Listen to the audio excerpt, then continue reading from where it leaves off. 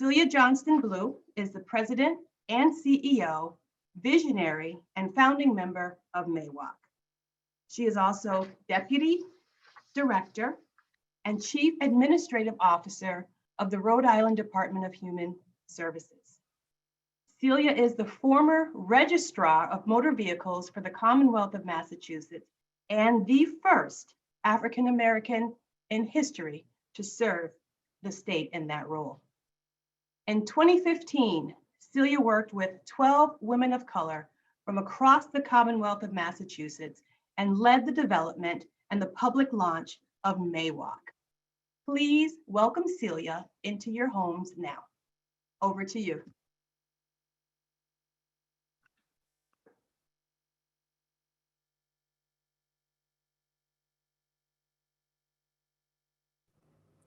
Thank you so much, Giselle. Awesome job as usual. Good afternoon, beautiful people and beautiful ladies. Thank you so much for joining us today. Oh, I'm getting some messages here. Okay. Thank you so much for joining us today. We really appreciate you taking time out of your schedules to be with us. And of course, we really appreciate our keynote speaker and all of the panelists that are spending their day, their afternoon with us today. We really appreciate you and thank you for your commitment and dedication to our program today. Before I get started, I just want to acknowledge our MAWOCC board members. You've met Azel Kavan from our Western region, who welcomed us. Want to highlight Denise Jordan, who is our vice president and founding member from Western region. Brenda Jenkins, who is both of us are the visionaries of this movement, and she is a founding member as well from Central Mass. Waliska Luga Dahusas from Western region, who's also a founding member. Gladys Oyela from Western region. Maria Rivera Cota, general counsel and vice president of Central region. Dr. Coretta, and we call her Corey MacArthur from Central region. And Mary Fernandez, who's the founding member from Eastern region, Jean Morrison from Eastern region, and Dakota Van Zandt from Eastern region. And I just want to acknowledge my sisters and thank you again for your support and your leadership. What I do is I generally start off a bit and I just go through as quickly as I can the work that we've been doing over the year and where we are now and just a framework for where we're going.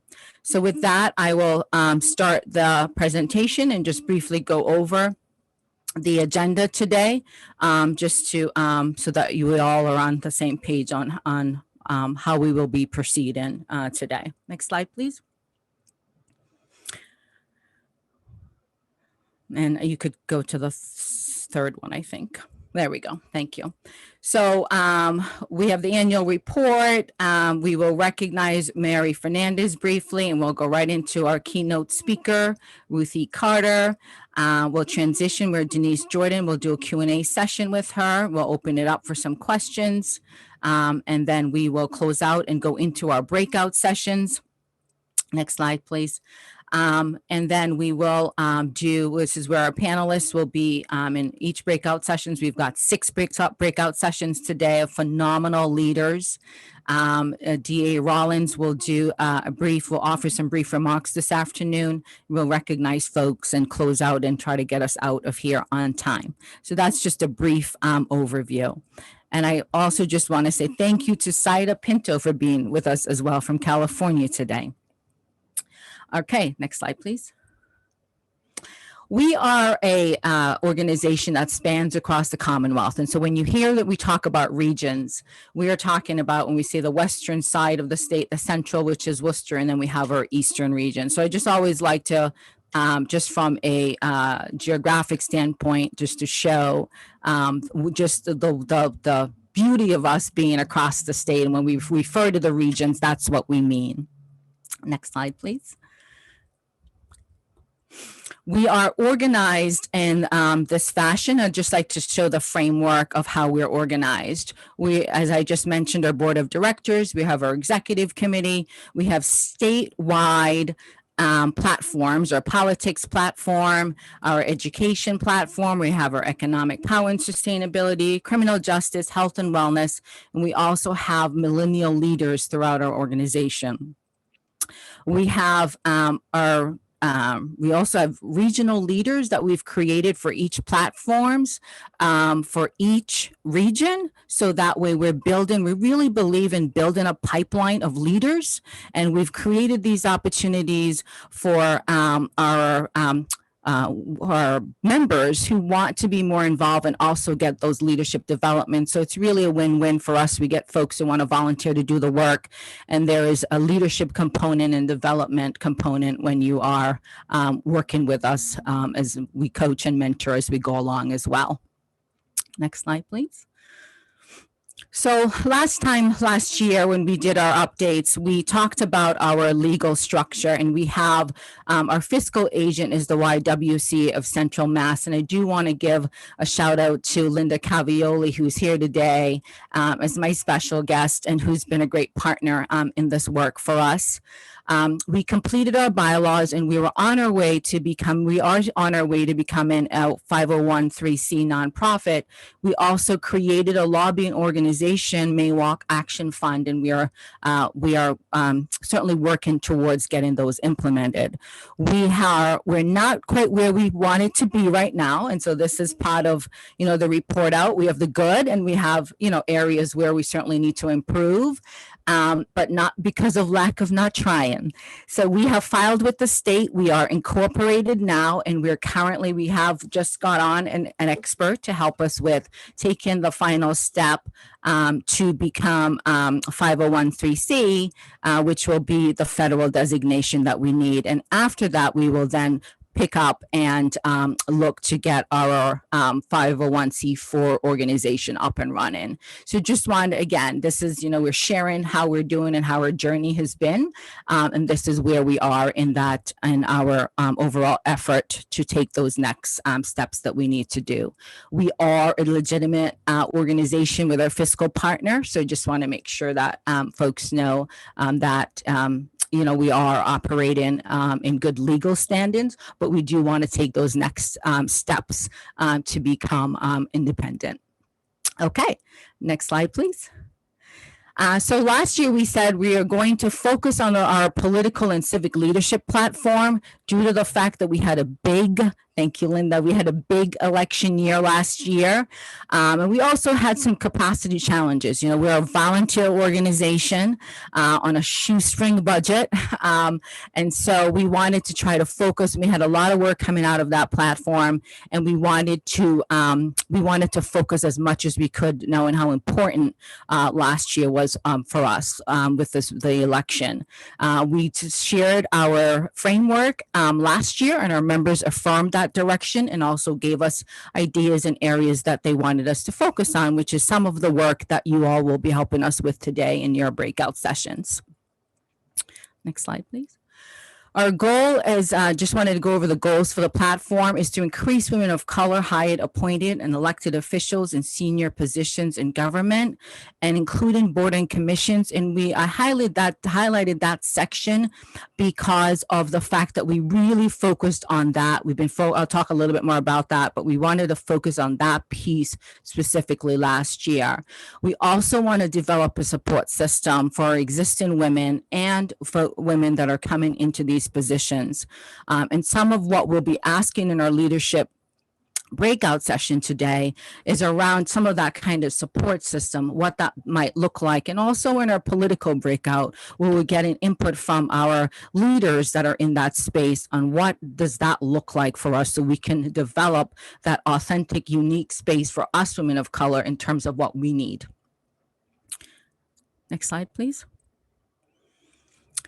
Voter registration, education, and turnout were definitely top things we focused on last year. And we wanted to also continue to mentor and build our talented membership base, and also always build in our communities of color. As women of color, we don't leave our communities behind. They're always right there with us. So we wanted to also continue to build and do the work in our communities of color as well. We had a four-pronged strategy is what we like to call this, right? We are really empowering and encouraging our members and any woman of color that comes across our path that we have to be at multiple seats. You could start in the local wards in your community, state conventions, state boards and commissions. There are also local boards and commissions. And to also develop, have a real desire to develop mentorship and leadership models that really is authentic to us. And some of that feedback we'll be getting from you all today in your different breakout sessions.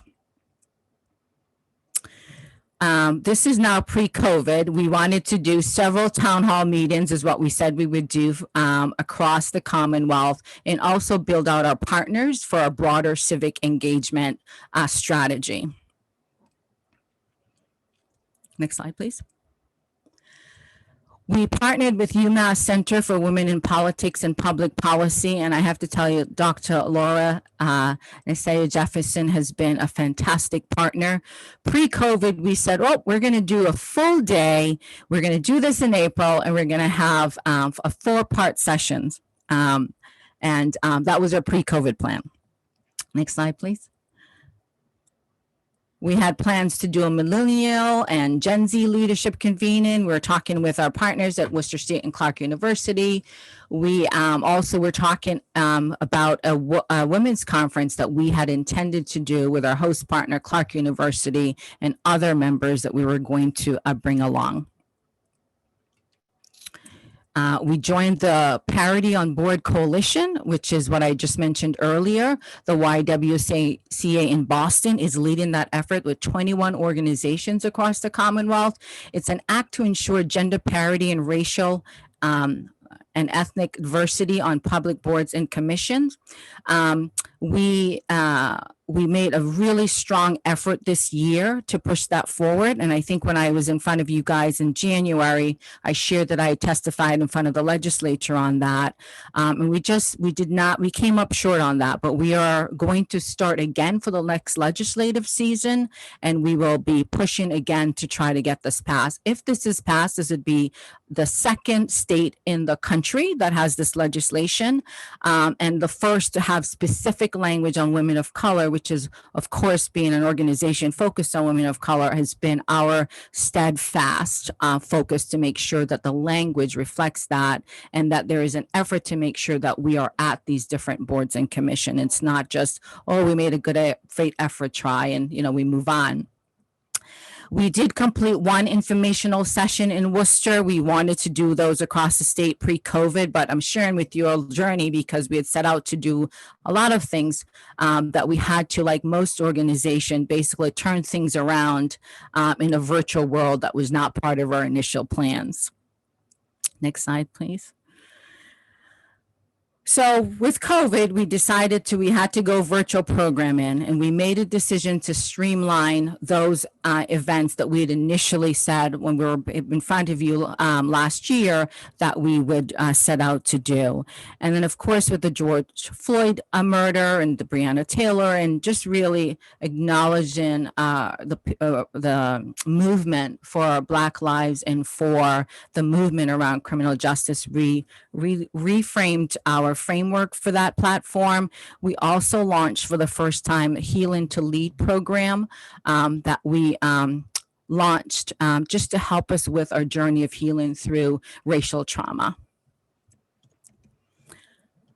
We changed and we did 3 virtual forums to help with pushing on advocating for voting, voter registration, as well as the census. It was also an area of advocacy for us last year. And we did form broader coalition partners with our Standing in Our Power forums that we did in the fall. So we changed from April, we pushed it to September, and we decided instead of doing in person, it would be all virtual. We did, and we broke it up into two parts. We did the forums in September 19th and as well as the 26th. And I have a clip for that later on that I will share with you.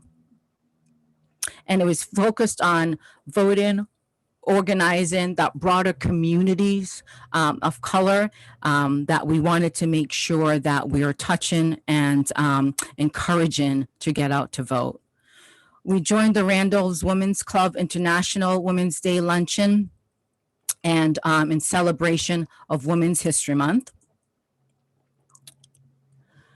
As I mentioned, we launched our Healing to Lead program, which Dr. Saida Pinto was very instrumental in getting that off the ground. And we look forward to including some sessions this year for us, because we know, as we take this journey that we need that time to heal and to bond with each other as we are reconciling with our world as it is today, that we're dealing with so much systemic and institutional racism. We did our town hall on the census in June and partnered with the League of Women Voters and just many other members from the census. We had MAWOCC members who were actually involved in the census movement and were able to really give us some insights about what we needed to do and what the numbers look like. And again, our effort to make sure our communities, our women of color and our communities were making sure to be counted is how important the census is.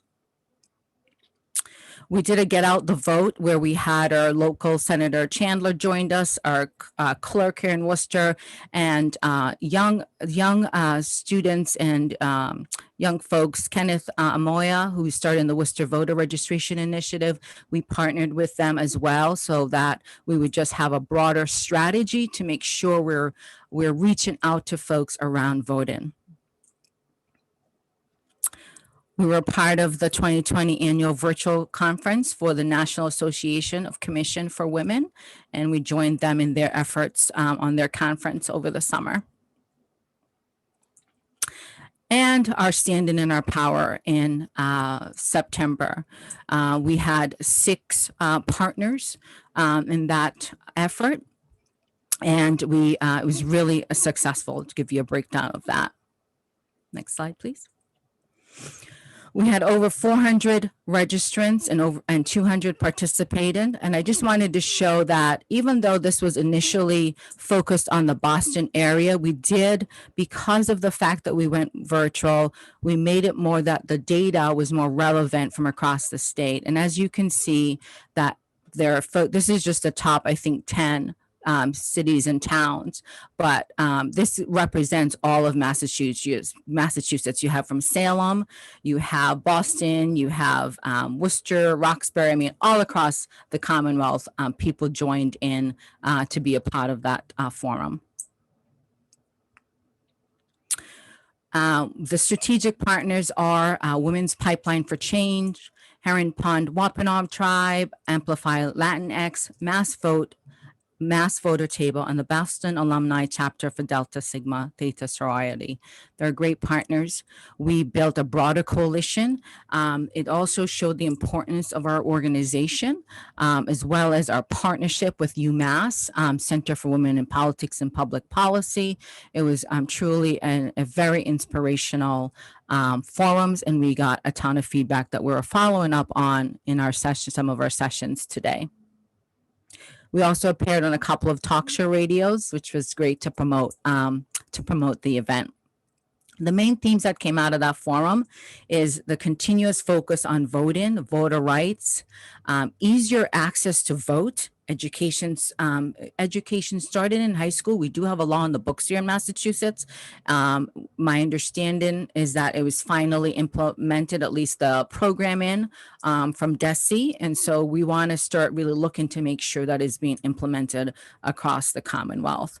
More civic engagement, understanding the many ways to be involved and how to be involved. Leadership development has been really big throughout, and the need to create a pipeline. Leadership support, and legislation that was pending that folks wanted us to look at. Next. One of them is the act relative to voting options in response to COVID-19. It expired in December, and the reality is that we should be looking for ways in which we can make it easier for people to vote. Why would we want to go back to having to go to a poll when we know now we have the mechanism where we can vote without having to go to the poll or go in person. So the folks, just need to recognize that that law expired. So after COVID, the expectations we're going to go back to the way that we're doing things. It's very clear that we need to be expanding our options and how to vote. And so we will be looking and working with our partners to really look at how we can advocate to get that law passed again, but more for the long term. The Act on Gender Parity, as I mentioned earlier, we are going to go back this legislative season with our partners and really push for that. We were supporting the criminal justice law at that time, which one was recently passed. And in the criminal justice group, the panelists are here and we'll be talking about that, which will be great for us to get some insights and how we can be involved in making sure that it's being implemented the way that it should. And then the whole restoring civic education bill, we really want to look at that to make sure the true history is being effective. So we got some marching orders coming out of that forum that were pretty clear to us of the work ahead that we need to do. We also did a session really focused on voter suppression. We did that in October. Next slide, please. And after the election, a session around the results of that. And we partnered with Worcester State University, the Menenda Civic Center, who has been really a great partner with MAWOCC. We also were involved in the She's Powerful symposium led by Women's Pipeline for Change. There were 5 other organizations as well that were involved in that. So again, building on that broader strategy that we set out with to partner with other organizations so that we are amplifying our voices. And then we're also going to look to see how we can share our resources and really work smarter together as we move forward in 2021. The Center for, what can I say about the Center for Women in Politics and Public Policy? I think I've shared a lot of love for my sister, Dr. Naya Jefferson. We supported her in her efforts on the New England Women's Policy Conference. It was a phenomenal, successful conference from December 2nd to the 4th. The theme of it is "The Time is Now, Gender Justice, Anti-Racism and Systemic Change." It was really a powerful conference and was glad to be a part of it and to help support her and her team and her leadership. We close out the year strong with our Western region, with our COVID-19. We had added an event that we wanted to do around COVID-19. And so we did in December. We closed out the year with Becoming Our Sisters Keepers in Health and Wellness during COVID-19. And it really was just a phenomenal summit. We got some great feedback and great participation as well, and great experts and support for that. What is our current state? I can finally report some finances to you guys. I don't think I've ever really had to do that before because we've been just on such a shoestring budget that we've donated ourselves as board members and others who's been generous to us. We got a couple of grants in this year. We had our first grant with UMass Center to deliver the Standing in Our Power Women of Color Legion Change. That was our first grant that we got in the year before. And then we got a grant, small grant from Greater Worcester community, and then a larger grant from Episcopal City Mission Foundation. They have been fantastic, and we are still being very, as my CFO from my other organization would say, we have a skinny budget. So this is a skinny budget. We're being mindful of our expenses, and we've got some work that we're doing now in terms of getting an expert to help us with our legal filings that we need to do, and some other things that we need to do as the organization moves forward. Over the past 20, in just terms of a current state and who we're reaching, 3,500 people. We have 13. I think those numbers are probably higher now. When we last did this cut, we have about 1,400 followers. We started Instagram new this summer, and we have 200 followers. We have over 700 women of color in our database. At least 375 are members. And we have approximately 1,800 signatures for our Parity on Board petition that we were helping our partners with to show the legislature that this is really important to us. We are, what's new for this year, we are partnering with Varmajay, and I just realized I'm missing an I there, Mary, I'm sorry. She has launched, Mary Fernandez, who I'm just gonna recognize her briefly in a moment, has launched Equality, and she's partnering with nonprofit organizations and will be donated, I believe it's 15% of the proceeds to nonprofit organizations, and MAWOCC is one of the first organizations that she is going to partner with, and we'll do tea salons. She's a big tea connoisseur, and we'll be doing tea salons to advance racial equity, and we'll figure out what that framework will look like this year. So stay more to come there. We launched, we haven't launched yet. The board has approved our next steps in growth, and MAWOCC Advisory Board has been approved by the board. We're excited that our inaugural chair is going to be Charlotte Goler Ritchie, and our inaugural member is going to be Mary Fernandez, which she is, I'll talk about her in a minute, and our goal is to launch it in June. We are really looking for, seasoned women of color leaders who are across the Commonwealth. We wanted to make sure that all 13 counties are going to be represented. So we're really going to be mindful about the fact that we're a statewide organization, and we want to be inclusive across the state. We will start a weekly talk show with Unity Radio. We've been talking about this for a while, and so Ernie and I are going to try to make sure we launch this year. We have a new partnership with the Massachusetts Treasurer's Office under the Economic Power and Sustainability platform, and one of our young millennial leaders, Shaitea Spruill, is a program manager who's also a co-host today, is going to be working with us on that. So we're very excited about that, and we are looking at a partnership now with the Massachusetts Commission on Status of Women. My dear friend Danella Clark, who is the first African American to be chair of that organization. We're going to look at doing a Women's History Month event coming up. So just that's what's on the horizon for us. Next slide, please.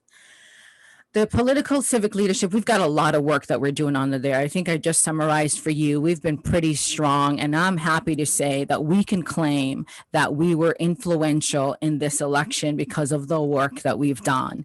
And so I really want to thank all of you that have been involved, especially under Mary Fernandez leadership with Jean Morrison, we're now going to be stepping in those shoes, but we still have a lot of work to do. We've got to make sure that we make it easier for people to vote, and so a lot of that effort we'll be looking at, and also the partnership that we started with all those other organizations last year. We will get together to figure out how do we become more strategic and intentional and utilize our resources together, especially being a volunteer organization for MAWOCC, that is.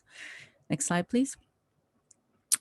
We have all the platforms that we will be starting up. And so part of today, when we go into the breakout sessions, we have these fantastic panelists and leaders that are in their own spaces and understand their work, will be sharing with us. And we will, from that, with participation from you all in the breakout session, will be helping us to determine what are our 3 things that we should be, or priorities that we should be focused on for this year during these platforms. And we want to start, we have a vision to build a leadership academy with mentoring models, and we want it to be very authentic to who we are as women of color. So more to come there. We'll be getting some insights, especially from our leadership panel breakout, to inform us more about how we can make these really models to be what we need it to be for us. We will resume our regional meetings in March, so please stay tuned for that, usually Facebook and MailChimp. So please make sure that you like us. Next slide, please. And I think I pretty much wrapped up what we've done. We've been able to turn things around to the visual world like most folks, and we're still able to get a lot of work done. And I just appreciate all the volunteers and board members and everyone that really has helped us. Please make sure that you like us on Facebook and Instagram. And I just have a brief clip from the Stand in Our Power forums that I just wanted to share with you right now.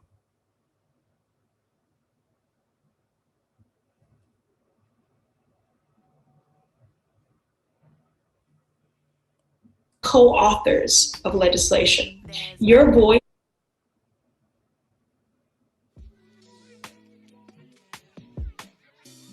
You're my co-authors of legislation.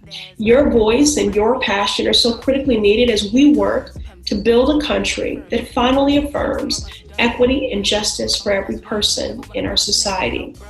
I hope you'll continue to stand unapologetically in your power and use it to demand the change that we so desperately need and deserve.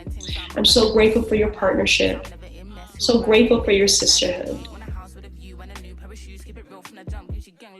And so we're still, having barriers and things that are cropping up that are not allowing us to vote. Everything I do for the next generations, as I hear all of you wonderful women and all your power that you're doing, it's to ensure that the next generations of people won't have the barriers that we've had, and will encourage them to, 1, fill out the census, 2, to vote and use their power and to make change. And not just say what they need and what they want, but actually activate to make that happen. Of the total pool of all of the eligible voters has risen from 15%, so about 1 in 6 voters, to almost 20%, 19.3%, about 1 in 5 voters. However, the actual share of the ballots cast, so not just the total eligible voters, but the actual votes that are counted on election day, our share of ballots cast has increased from about 7% to about 10% in 2018. So that's actually that is, even though it's 3 percentage points, it's almost 1.5 times as large. So it has grown pretty dramatically between 2010 and 2018. However, so while voters of color could make up 1 in 5 voters, we only currently make up 1 in 10 voters. So what that means is we're leaving about half of our power on the table right now. So while we make up 1 in 5 eligible voters, again, we are only making up 1 out of 10 ballots cast. So we're leaving 46% of our power on the table. Okay, we can stop now. When we talked to our sister Lauren. Thank you. Thank you, Maritza. I want to move us along because I'm being mindful of the time. I just want to say thank you to Mary Fernandez, who is one of our founding members. I don't know if we can flip to her photo, who has given us so much of her time and her energy She is going to step off of the board, but she's not going too far. We won't allow her to go too far. She will be helping us on our MAWOCC advisory board, but just wanted to recognize and thank you, Mary, for all that you've done, and that we appreciate you very much. And when we are pre-COVID, we've got a nice, we have a nice award that we will share with you. So until then, but we'll talk soon. With that, I'm going to bring up Maria to introduce our keynote speaker.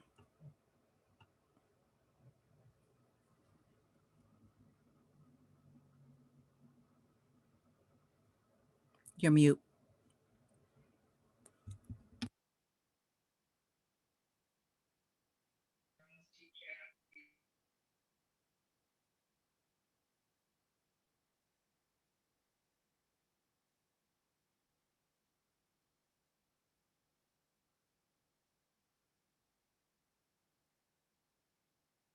We still can't hear you. How about now? Yes, now we Great, can hear you. sorry. I'm Maria Rivera Cotto, General Counsel for MAWOCC and Vice President of Central Region. Welcome, everyone. Our keynote speaker today has a career spanning more than 3 decades in theater, cinema, and television. Her talent and depth of artistry demonstrates her knowledge and passion for history and culture, her creative instincts, as well as an eye for detail and an ability to deliver the director's vision while infusing her art, which in turn has made her one of the most sought after and renowned costume designers in the world. She has wowed audiences and critics alike with costumes inspired by traditional African tribal wear, merged with a contemporary look, delivering fashion and function, incorporating technology and creating such authenticity, ownership, and empowerment for the characters and the viewers, cementing her as one of the preeminent voices and experts on Afro aesthetics. She's the first costume designer to cross over into fashion with a conscious collection collaboration with H&M featuring her 90s street-inspired look from early films. Our keynote speaker's costumes come to life. They tell stories, so intriguing and memorable that they have influenced music, fashion, culture, and filmmaking. Through her work and artistry, she contributes to the telling of our history, and like our theme for this year's annual meeting, through her work, the world can hear us speaking. Our keynote speaker has collaborated with a multitude of directors and visionaries, starting with Spike Lee and School Days and working with him on 14 films, including Do the Right Thing, Malcolm X, Mo Better Blues, and Old Boy.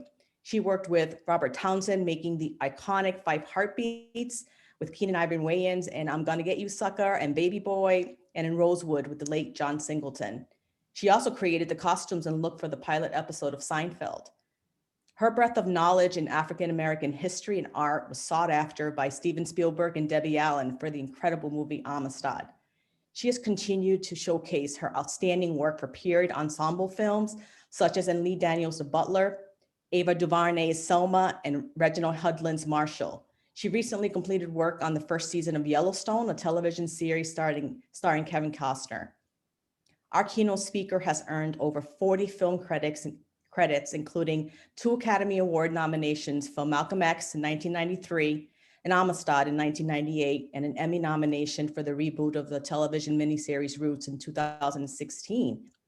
Our keynote speaker is the 2019 Academy Award winner for Achievement in Costume Design for Marvel's Black Panther, making history as the first African-American to win in the category. Wakanda forever. Always wanted to do that. The Costume Designers Guild has awarded her the Career Achievement Award and the Excellence in Sci-Fi Fantasy Film for Black Panther. She won the Critics' Choice Award for Best Costume Design for Black Panther and Best Costume Design for Dolomite Is My Name. The Hollywood Critics Association awarded her the Artisan's Achievement Award.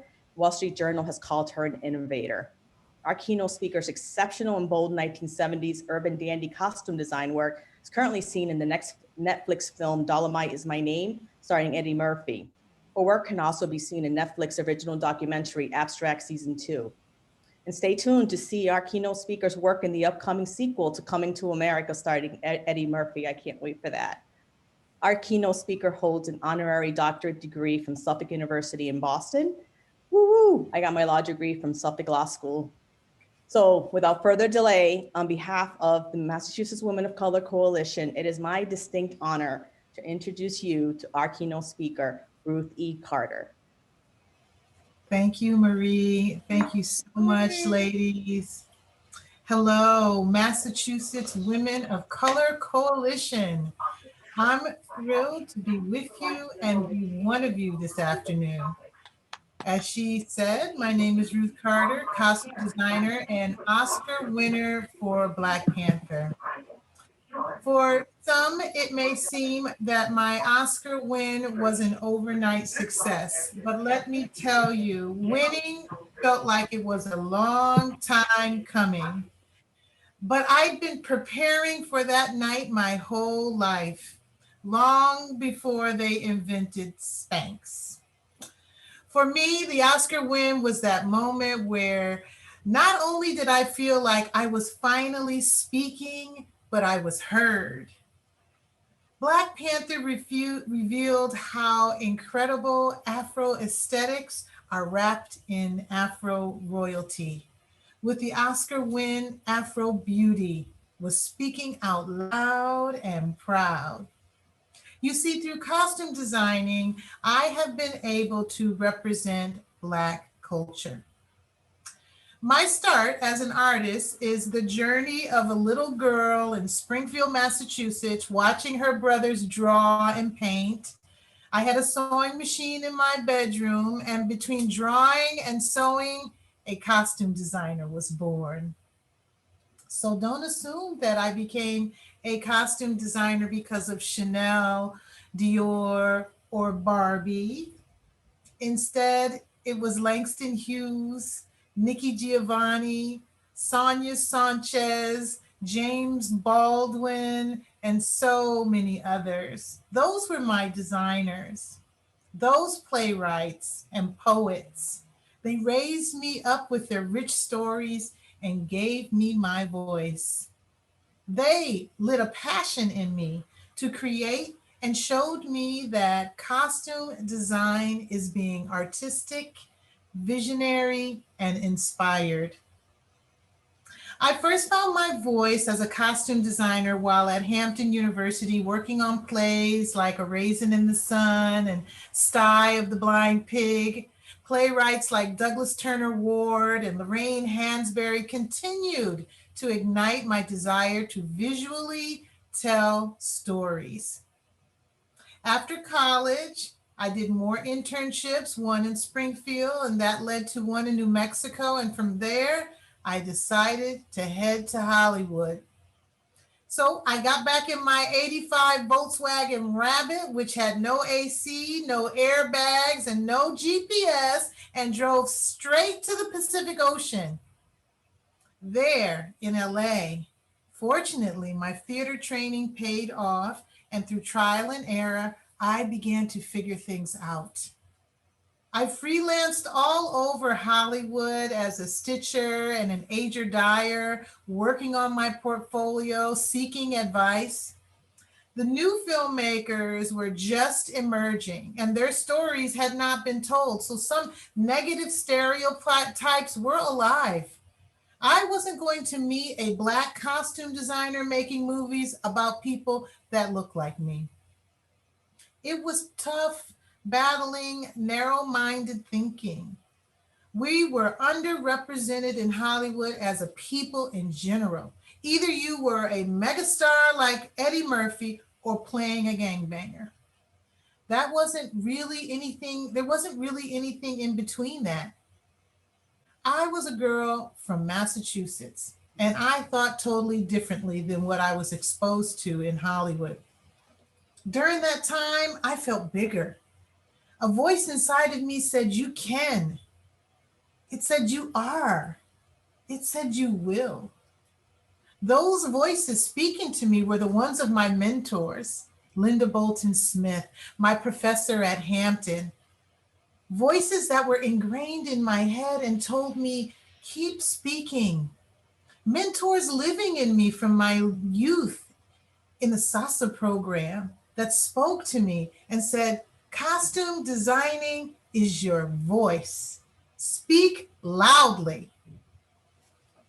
In the late 80s, the times were changing. Rap and hip hop and neo soul was taking the nation by storm. And for me, it was such a glorious, unpredictable, adventurous time with new friends supporting each other and trying to figure out Hollywood. Then one morning, I got a call. I answered, hello? He said, Ruth. I said, yes. He said, Ruth. I again said, yes. He said, this is the man of your dreams. I said, Denzel? He said, no, this is Spike. So starting with School Days, Spike and I have collaborated on over 14 film projects. As a role model, he showed me bravery through filmmaking.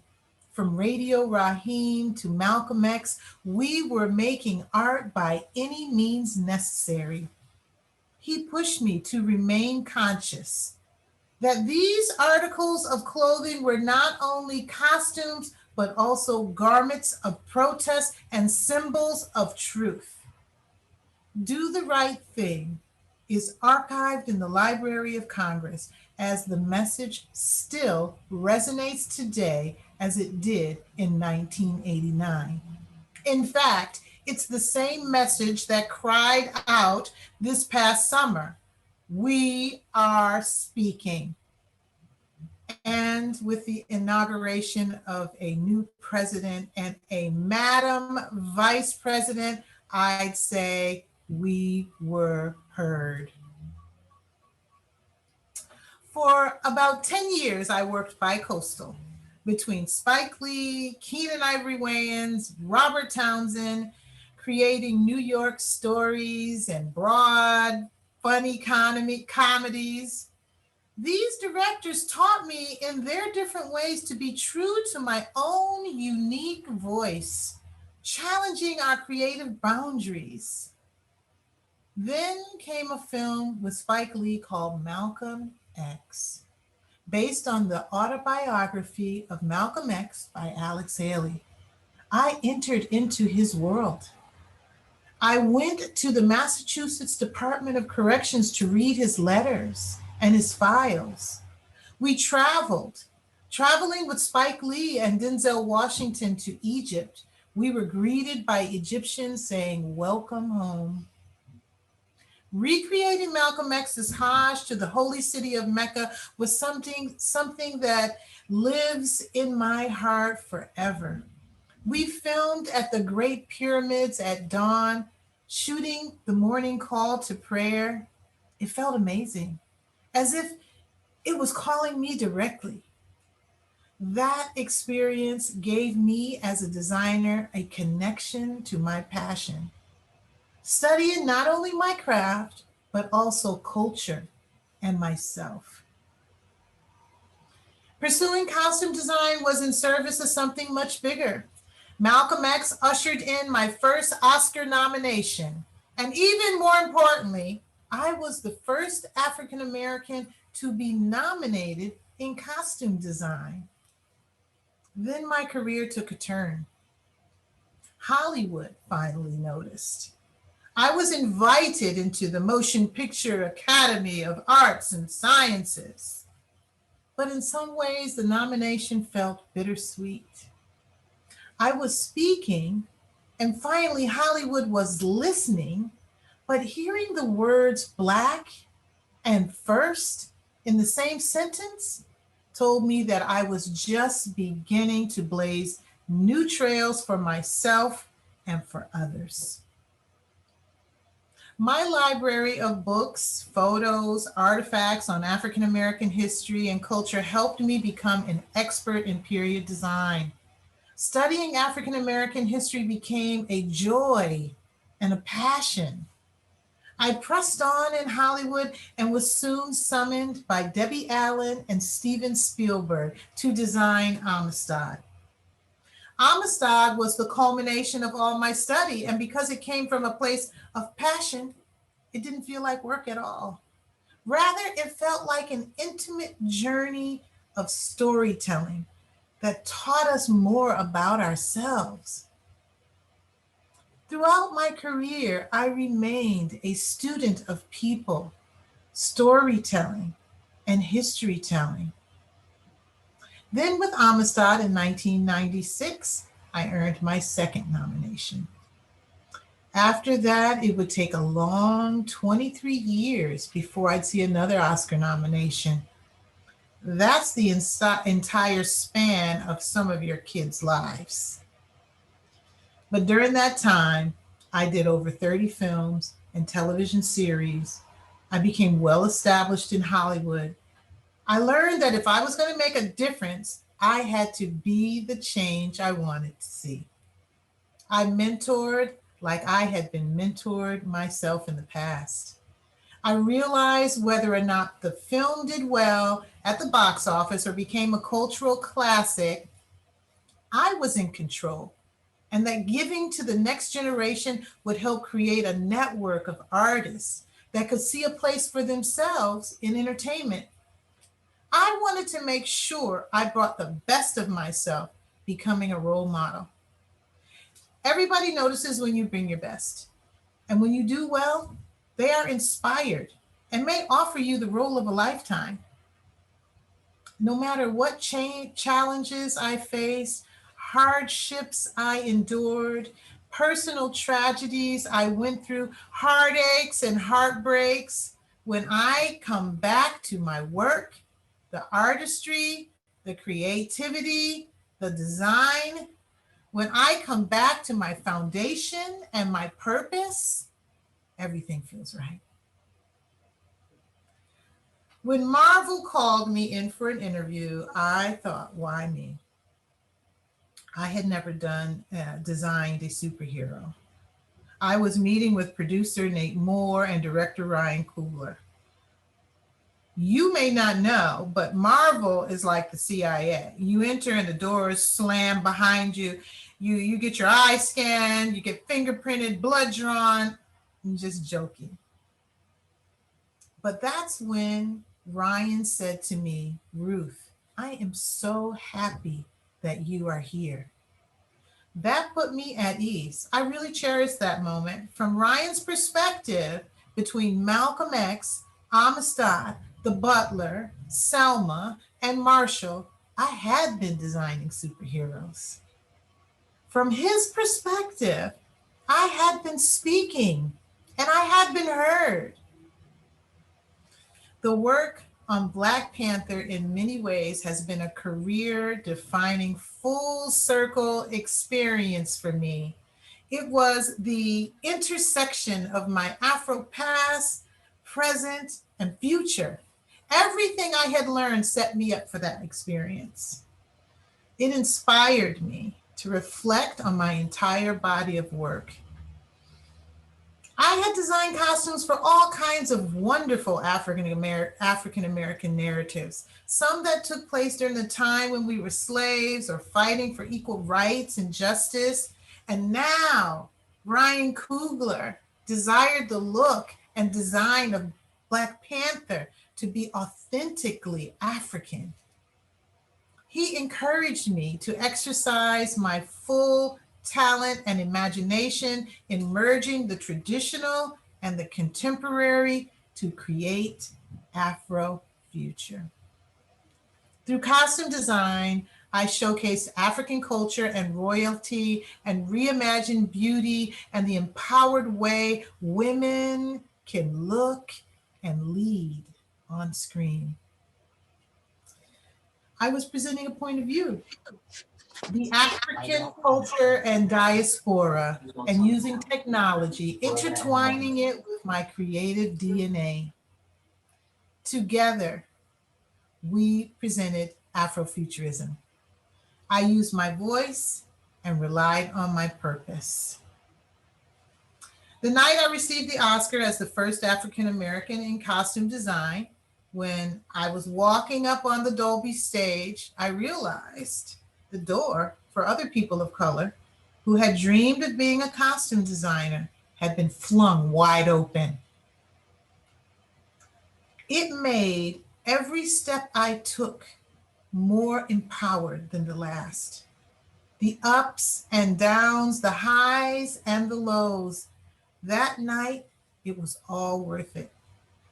It was my moment, not just to say I am speaking, but to say that we are speaking. Presently, I have an exhibition of my work showcasing costumes in Atlanta and this spring, starting May 1st in New Bedford, Massachusetts. Also, myself and 3 other Black costume designers have created a scholarship fund, the Mildred Blount Scholarship Fund, to create a legacy in the field of costume design and support costume designers of color finding their voice and letting the world know they too are speaking. It is my hope that as women of color, we continue to break the ceiling in the field we are in. As we strive, instead of being first, but to be the many. Thank you. Thank you.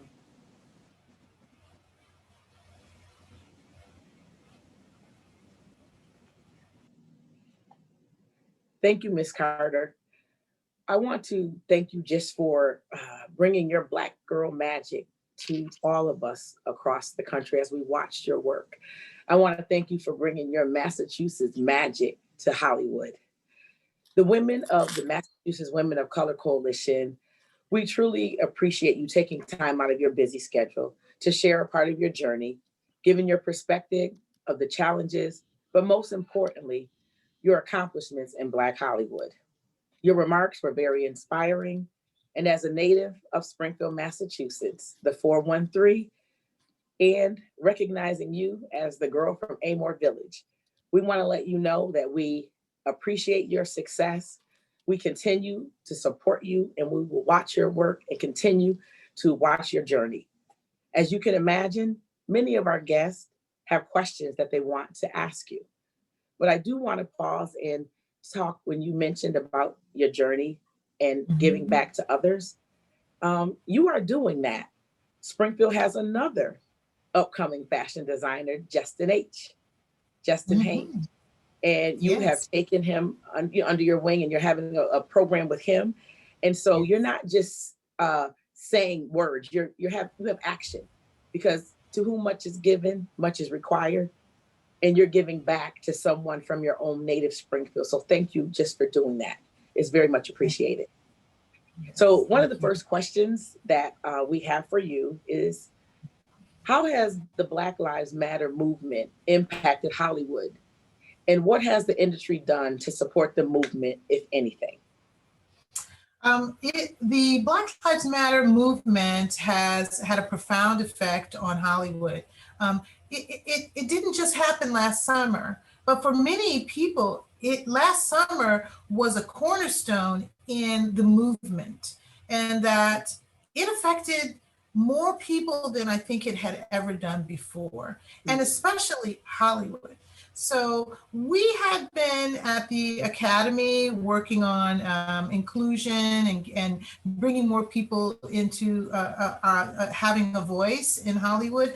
But Black Lives Matter actually really made it feel like really what we were doing was right. It solidified the work that we were doing to have our voices heard.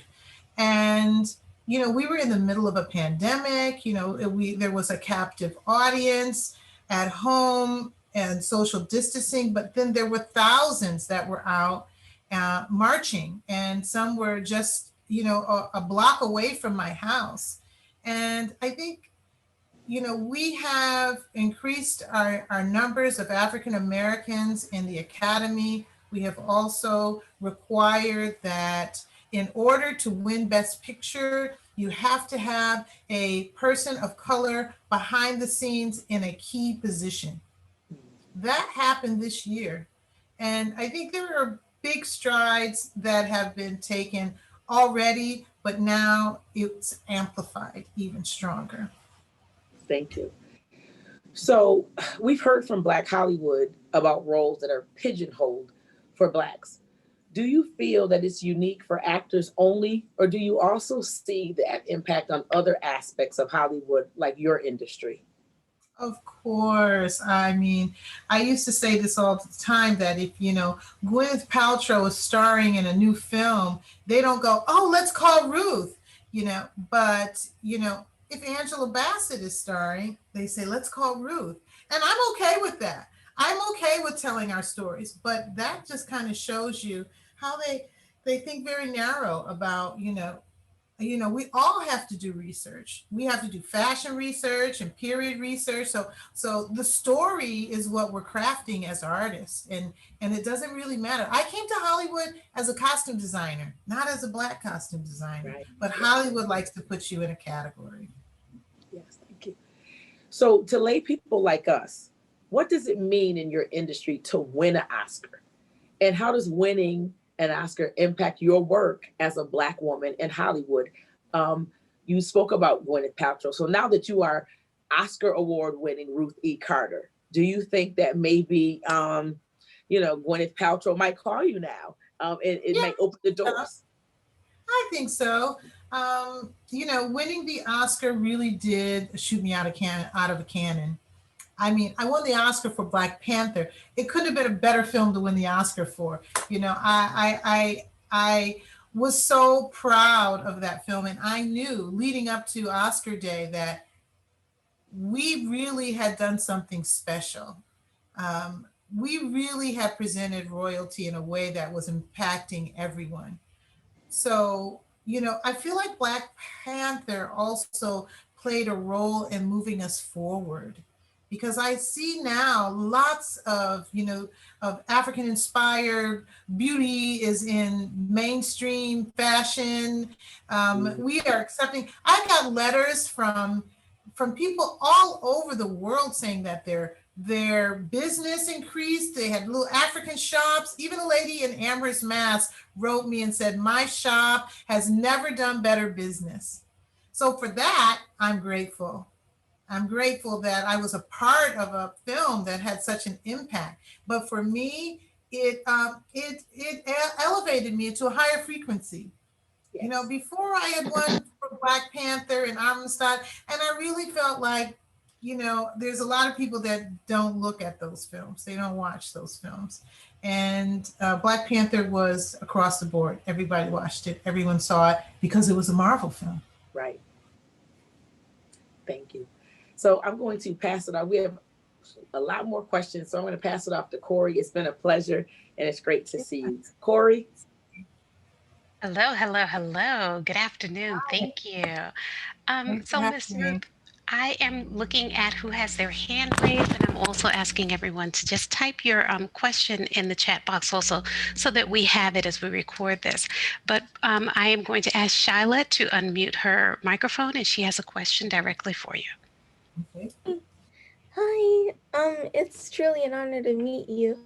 I was wondering, I know you were explaining that when you were presenting your costumes and your costume designing process, that some people were kind of like having their biases, I think.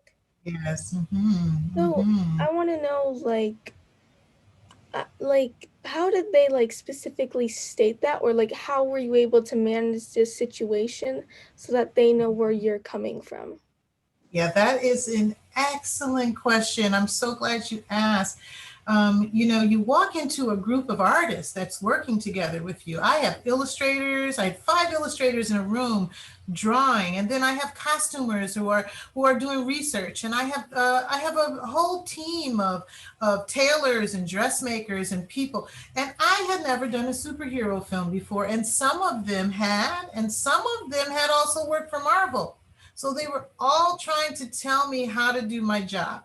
Everybody was trying to tell me. And so finally I stopped and I said, hey, this is not The Lion King. I love The Lion King. It was a great film, but we are doing something special. And I went back I had lots of things that I saved, like from the film Roots that I did, the story of Africa, where I had craftspeople in South Africa making leather belts and using amber and using metals, and I brought that stuff into our workshop and I put it in front of people and I said, this is real. This is the aesthetic of Black Panther. We're not making this is not coming to America. This is the Black Panther. So I had to reel people in because everyone comes from different ways of looking at Africa. Some people still think it's dark continent with dirt on the ground and bone in your nose. So I had to beat that out of people and say, it's the artistry, it's the beauty. We're going to look at some of the techniques that the tribes used. The Himba women, when they made their skirts and they out of the calf hides, they soaked the edges and they stretched the ends and made it look like ruffling, and they made clothes out of it. I showed them those pictures and I said, for the Dora Milaje, we're going to ruffle the skirts, the leather skirts that they wear, just like the Himba women do in Africa. So that's how I did it. Man, that's so beautiful. Thank you so much for telling me. And actually, I actually design costumes as well. Like, oh, excellent. I actually have one right here. If you want to see it. Oh, may I see it? I'd love to see it. So I wore it for Halloween this year. Oh my God, it's wonderful. Yeah, so this one is actually like an anime character.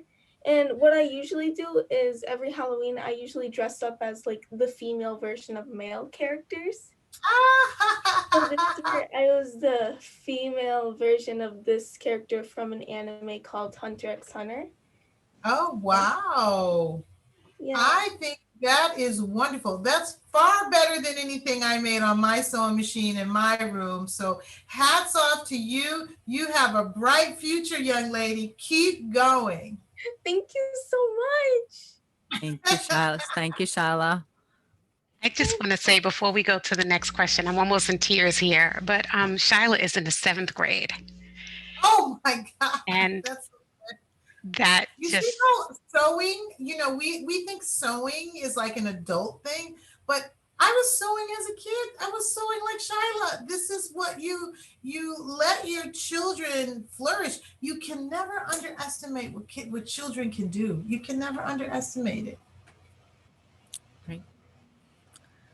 Okay, I think we have time for one more question. Celia, do we have time for one We more? have to. Yep, we have Oh, time. okay. We have 4 more. Oh, okay. So I have a question, but I see Lisa's hand up, and then I'll go to a question that someone put in chat. Right. Then we're going to go strictly to the chat. So folks should put their questions in the chat. Thank you. Hello, Ruth. Hi. I'm a fellow Hamptonian. I was a year behind you. Oh, go Pirates! That's right. Good to see you. And my question is, we don't hear much at all anymore about the Oscars So White movement. And I wondered back when that was going on, did that really help to open doors, make a big difference for people of color in Hollywood when that era was happening? I think, you know, I have been a member of the Academy already 25 years. And when Oscars So White happened, I thought, I'm in there and they're calling me white in a sense, because I was a member of the Academy. And I was thinking, you know, here is the problem. We're not promoting, we're not pushing, you know, those of us who were African American in the Academy. I felt horrible. I felt like I wasn't doing my part. I wasn't doing enough. And so I feel like it was a call to action. It was an opening up of the eyes and of the vision of what we were actually doing to contribute in this industry. And then you remember how Moonlight was mistakenly not announced as Best Picture. It was some other film, and then they had to correct it. And, you know, there was a lot of stumbling. And I think the Academy has worked really hard to rectify that. And we have Ava DuVernay, who just came in, and Devon Franklin, Whoopi Goldberg, and they are vocal. And I'm more vocal. You know, because I was shy girl when I came in. It was a world that did not look like me. And I wasn't sure exactly how I could evoke change, but now I know. Thank you. And I'm a board member now. Thank you.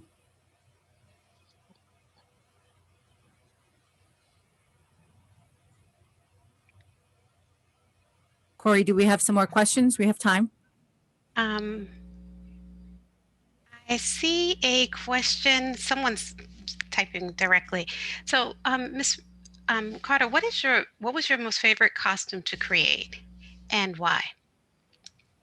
I have a lot of favorites. When I did Tina Turner story with Angela Bassett, it was called What's Love Got to Do with It? And I met Tina Turner and I was so scared. And she really did love what I was doing. I mean, to actually have recreated somebody's life and they were still living, and then they come to the set all of a sudden one day out of the blue, and I remember her calling me to come and bring a dress to Angela's trailer that I had made from a picture she gave me. And when I opened the door to Angela's trailer, Angela was sitting on the floor in her trailer and Tina Turner was sitting above her, braiding her hair so she could put her wig on her. And I thought to myself, I need to take a picture of this. I didn't have a camera phone. It wasn't invented. So it's just a picture in my mind that I will forever, ever have, and makes me really proud. But, you know, of course, the Dora Milaje and Malcolm X and his zoot suits and all those good costumes were really favorites too.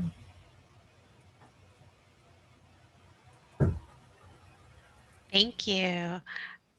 We have a question. What is your greatest inspiration that keeps you grounded? It's hard to stay grounded. It really is, especially, you know, after you win an Oscar. It seems like, you know, it's like written right here on your forehead. Everybody like deals with you differently, and you go, hey, I'm the same person I was 10 years ago. You know, maybe not 10 years ago, but I usually paint. I paint because I grew up painting and I still love it. I don't consider myself a great painter, but I love the zone. When you get in the zone, when you're in flow and you are creating a masterpiece, that's a good feeling. And that feeling I take with me when I do costume design. I love to study color theory and how colors make relationships. You can show the relationships of colors. And so when I go into my work, I can show the relationship of color from the clothing that people are wearing. So, you know, you have to be a student of your passion. You have to love it. It doesn't feel like work. It feels like I'm just doing me. Thank you. We have a question from Alyssa. Often, no matter how much support or role models telling us how amazing and talented we are, as a woman of color, we often feel undeserving, underqualified, or not worthy of the request or praise we receive. What suggestions do you have for getting past that doubt? Yes, that is such a great question. I think that we as professionals, we face that. We get promotions and we wonder if we're deserving or whether we can handle it. Like I said, I had never done designed a superhero, and Marvel called me to design the Black Panther. And I don't think I wasn't feeling those feelings.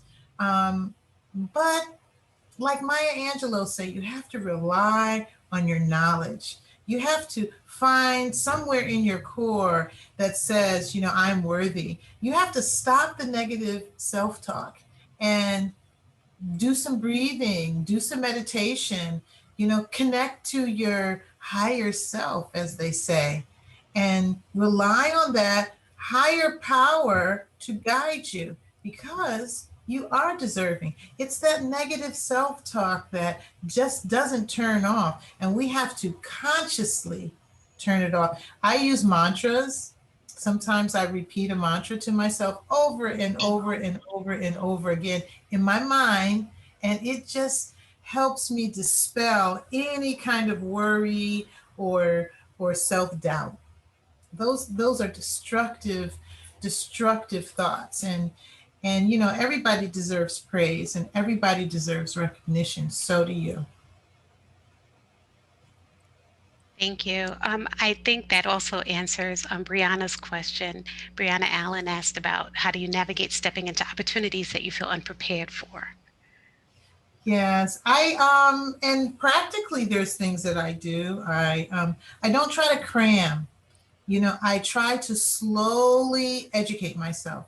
I learn about the people that are going to be in the room if it's an interview, so that I'm not so fearful. There's a thing that you do, you build up people like they're monsters.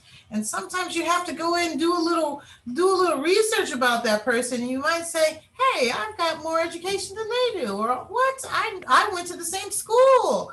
And when you find that it's a little bit more relatable, then you can greet those people with a smile and a calmness to a degree, because you'll never get rid of all of the nervousness because you're seeking an opportunity. So I try to learn as much as I can, and I try to gradually build that learning and just breathe, learn to breathe. It really does work. Thank you. This is an interesting question. I guess, what do you feel the Black and Latino partnership looks like, or will begin to look like? Well, I think, you know, there are so many Latino Latinx, I like to say, strides in entertainment. Telemundo is huge. When I first started out, I did a film with Jennifer Lopez, and I felt like there was a kinship, and there was a shared experience. And I think through our shared experience that we can actually build a community in entertainment that does include our shared story, because we have a shared history. Okay, the questions are really coming in now. Have we overcome the crabs in the barrel mentality? Have we learned to cheer for each other? That's hard. That's hard. You know, I always say that there's enough room. You know, I like supporting other costume designers, and even those that were coming up at the same time as I was. There's a few of us. And I always felt like in my gut that there was enough room for all of us. There were enough stories to be told. Like when we think myopic and we think that, you know, somebody's going to take something from you. I mentored people when I worked for Spike Lee. And when he did a lower budget film and he couldn't afford to fly me from LA and put me up in New York and to work with him, he hired the mentors that the mentees that I trained, and they became costume designers. And then as they became costume designers, we have now a nice network. When I'm looking for a particular thing I can't find, I can call up Frank Fleming. I can call up Rita McGee. They're all costume designers now. Frank Fleming was the costume designer on Power. Rita McGee has done so many wonderful films. And Donna Berwick just did The Five Bloods with Spike Lee. So if you stop thinking like someone's going to take something for you and look at it like I'm creating my network, then you're still boss. You're still, you know, ahead of the pack, because you're bringing people in and they're going to be loyal to you. Thank you. All right, so this comes from Shirley. Can you describe a difficult moment in your work in Hollywood or in your life and how you dealt with it? What knowledges and practices did you draw on in addition to what you've already mentioned? You know, life is something else. You know, you go on this career path and life is happening, and sometimes they're happening in different strides, and you have to be right there in the middle to navigate both. So when I had to deal with tragedy in my life and the passing of someone very close to me, I had to take a minute to myself. I took a year off and I didn't work. And then when I went back to work, I was still broken. I could tell there were times when I was torn about things, but I still had to get my job done. And then someone told me one day, they said, give yourself permission. Give yourself permission to, if you want to shout, cry, kick over a chair, give yourself permission for 2 minutes and then keep going. That's beautiful. I love that. So I have one more question, and then I'm going to ask. I see Camilla has her hand up, and Denise Jordan has a question also. So let me turn to this question, and this is from Jaquetta. On the East Coast, we are taught that less is more for fashion and style, but your work is colorful and full. So what is your personal fashion style, and what are your thoughts on this? Oh, I love the idea of you just being yourself. Not trying to be not trying to follow any kind of rules. I've always been the anti-fashion. Like, I think when we believe that we should look a certain way, there's a little truth in that. You don't want to go to an audition in a clown suit, unless you're auditioning to be a clown. But I think fashion style is so creative right now that I think it's important for people who want to establish their style not to worry so much.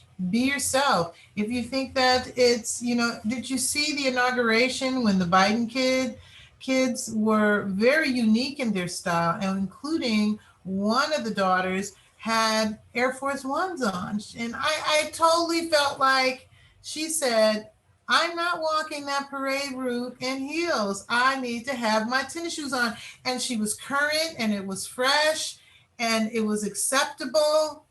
That's what fashion is. It's about being loose. It's not about having a expensive purse or, running to Gucci with your last dime. It's really about creating your look in any kind of way that you think you'd like to do it. Thank you. That's beautiful. Camilla, can you ask your question? Hi, my name is Camila. Thank you so much. Thank you so much for your time. My question has to do with kind of the background business that happens behind artists and artistry. And I'm one of those kids that it has existed within the 23-year gap of work period. I'm 25. And so what I've seen in my lifetime, like with evolution of artists, do you think that the business behind them has kept up in terms of advocacy and creating space for them on that side? Oh, yes. And paycheck-wise, like.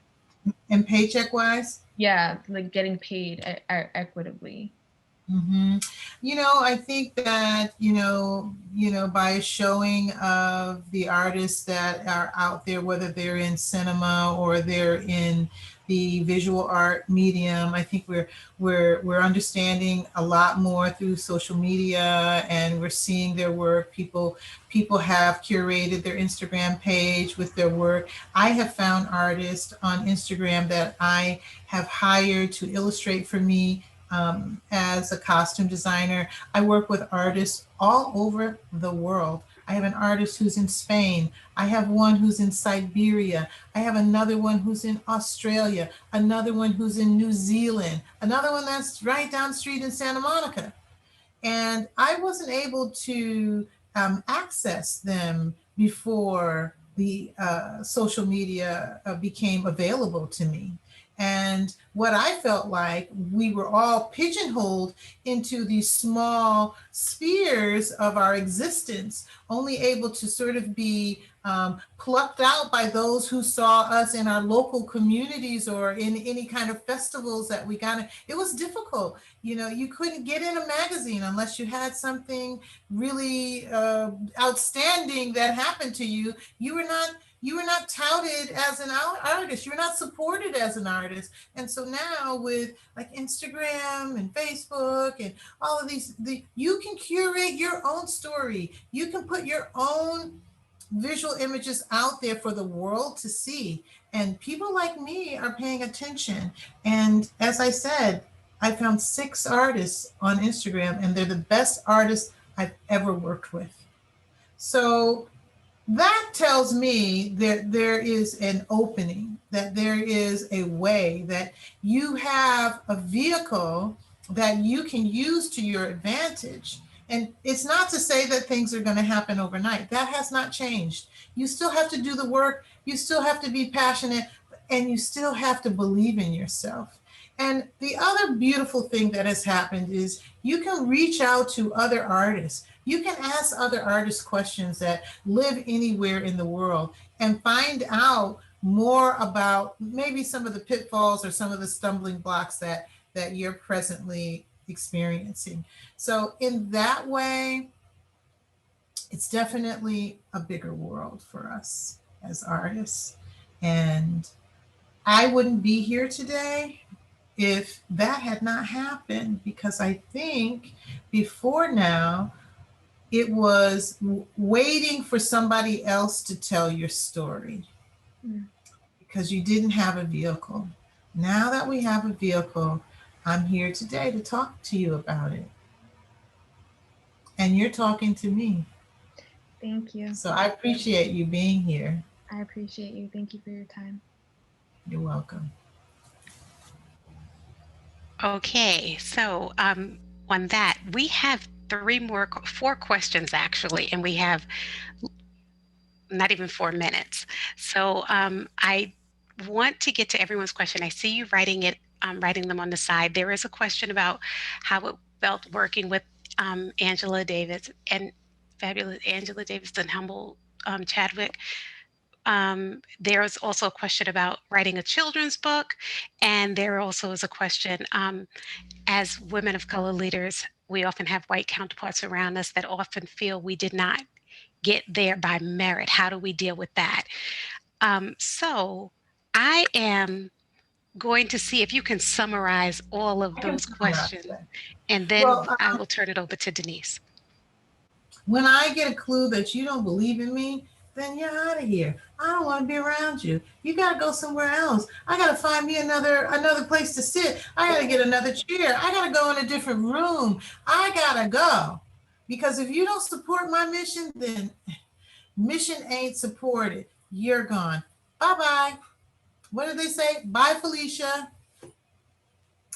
I haven't thought about writing a children's book, and working with Chadwick was amazing. He was giving and loving, kind, patient, and generous. And we lost a great man. And I, was floored when I heard about his death. But, we are all trying to push forward and honor his memory.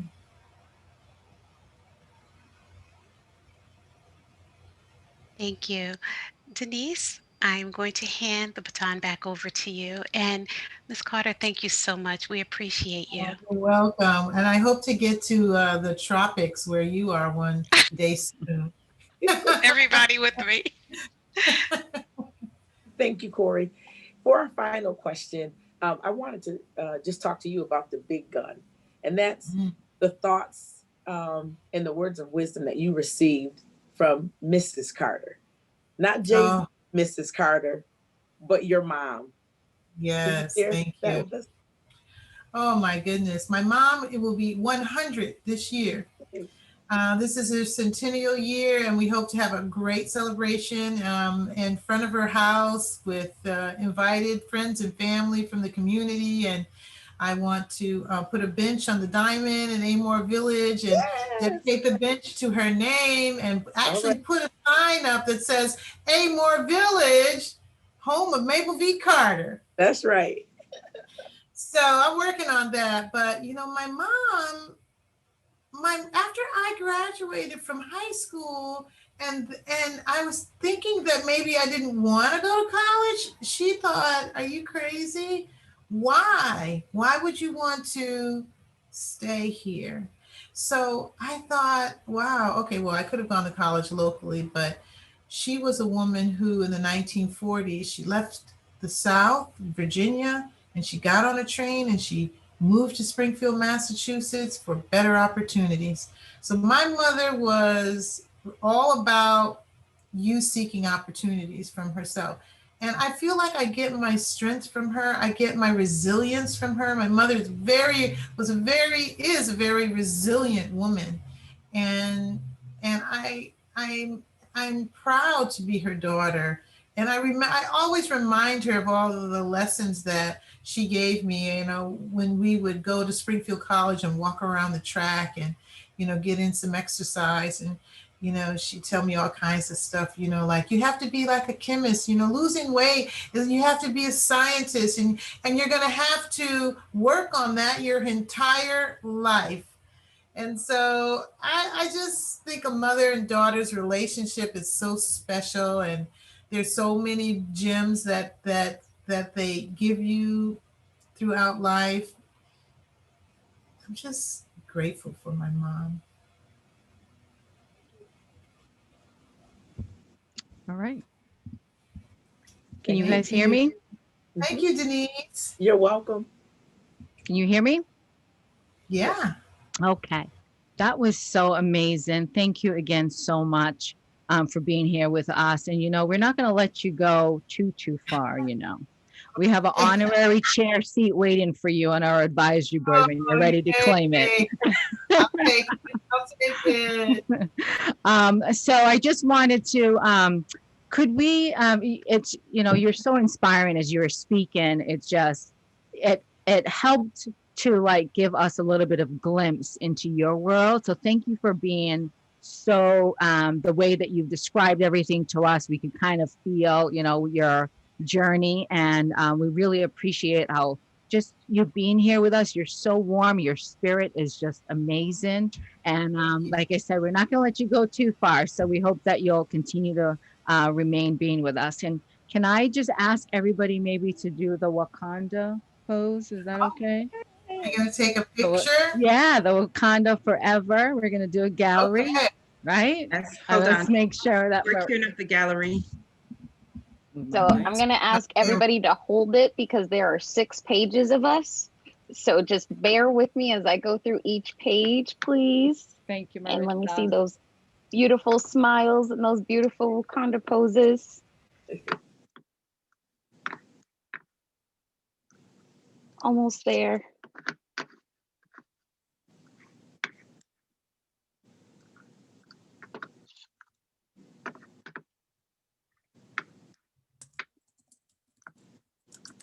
Two more.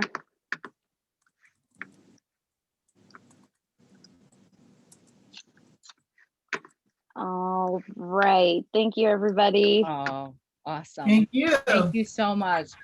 We appreciate you. Keep in touch. Okay, thanks again. Bye, everybody. Bye. Thank you so much for your time. Thank you so much. That was so amazing. I don't know about you guys, but it's so inspirational. Powerful. So we're going to go into our breakout session. Our panelists, everybody was pre-programmed. So we asked you when you registered to give us your top 3 choices, and we tried our best to make sure we could either do 1 or 2, or you're definitely in your top 3. So you were programmed ahead of time. Panelists, you're in your breakout. You'll be moved into your breakout session, so don't worry about a thing. And co-facilitators, we sent you questions ahead of time, so we will give you the opportunity to answer those questions and hopefully have some chance for some Q&A, and hopefully we can get a good sense as to what our top 3 priorities should be coming out of those breakout rooms. Just wanted to remind the co-facilitators to record as you go into start the session. And I think that's it. Well, you'll have a 10-minute warning before the end of the session. And then I think it gives you a countdown after that. And you'll be brought back here. Make sure you identify who's going to do the report out. All right, with that, enjoy.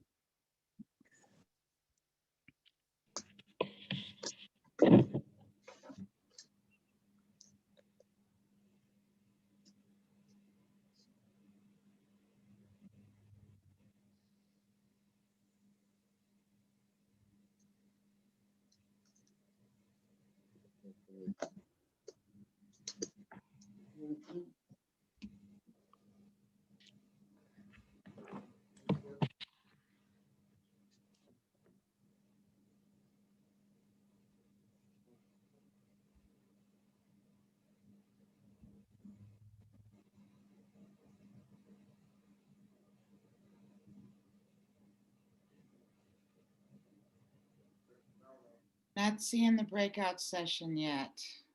We're just waiting. Yep, we're waiting. Yes, please be patient.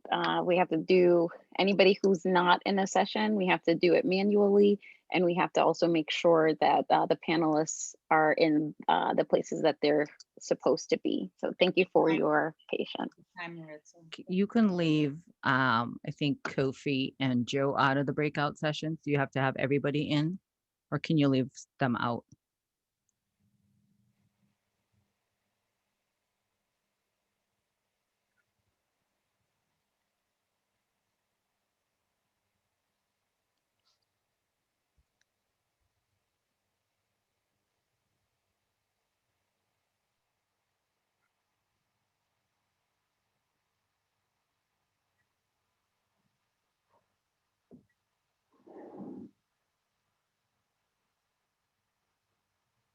Celia, can you hear me? Yes. So since Brenda's here, I don't need to be in the helpline. You may have to. Who's that, Jaquetta? It's me. Okay. Well, that's okay, because if I need backup, Chanel's there, because I may have Well, to I'll step stay up. on if you need backup. I didn't know, like. Oh, I mean, Chanel's here. Chanel is here. She's co-facilitating with me. Did you know that, Jaquetta? I did, but I mean, if you don't want me, Brenda, I mean, that's fine. No, not at all. Not at all. Not at all. I just may have to step away because my husband's in the hospital and the doctors have been calling me. So All right, I have to. I'll stick around. Okay. The last thing I want to be is rejected by you, Brenda. That is a sad space to be in. Jaquetta, I'm still waiting to get into my breakout group. Oh, they're hooking you up. Hold on one second. Okay, your Mabel's gonna get hooked up. Okay.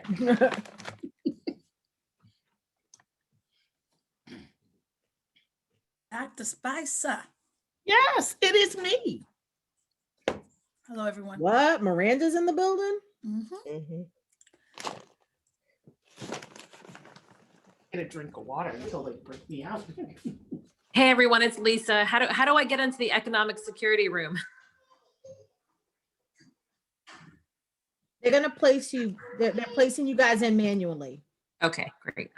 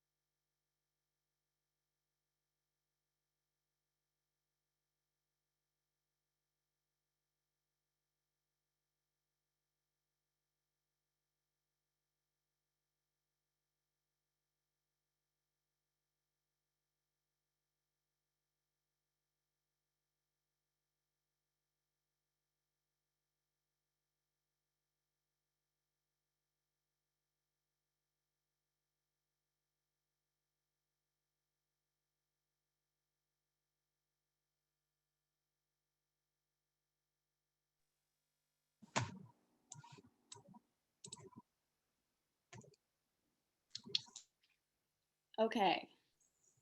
Kayera, what session do you belong to? Should be in the civic leadership panel with Rep Miranda and Mayor Spicer.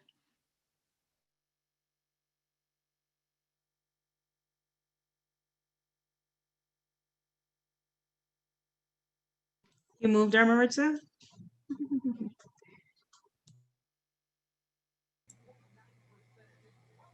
All right, Maritza Cruz. Yeah, that's me. What session did you register for? I don't know what at this point, I don't remember which, I know. There's leadership development.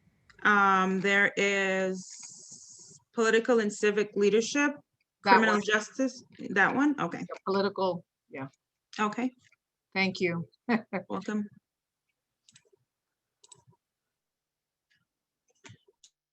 Linda Cavioli? What session? I didn't pick one, but I want education. Sorry. Okay. No problem. I'll send you over.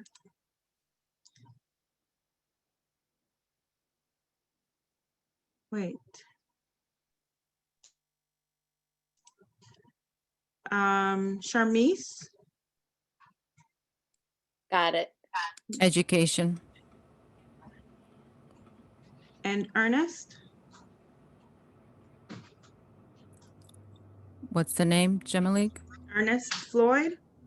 Oh, he's Unity Radio. So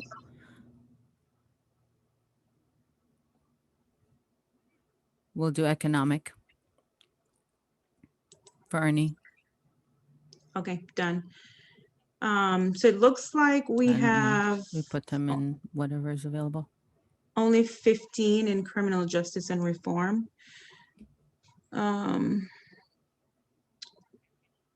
Okay. 23 in health and wellness each, 18 in education.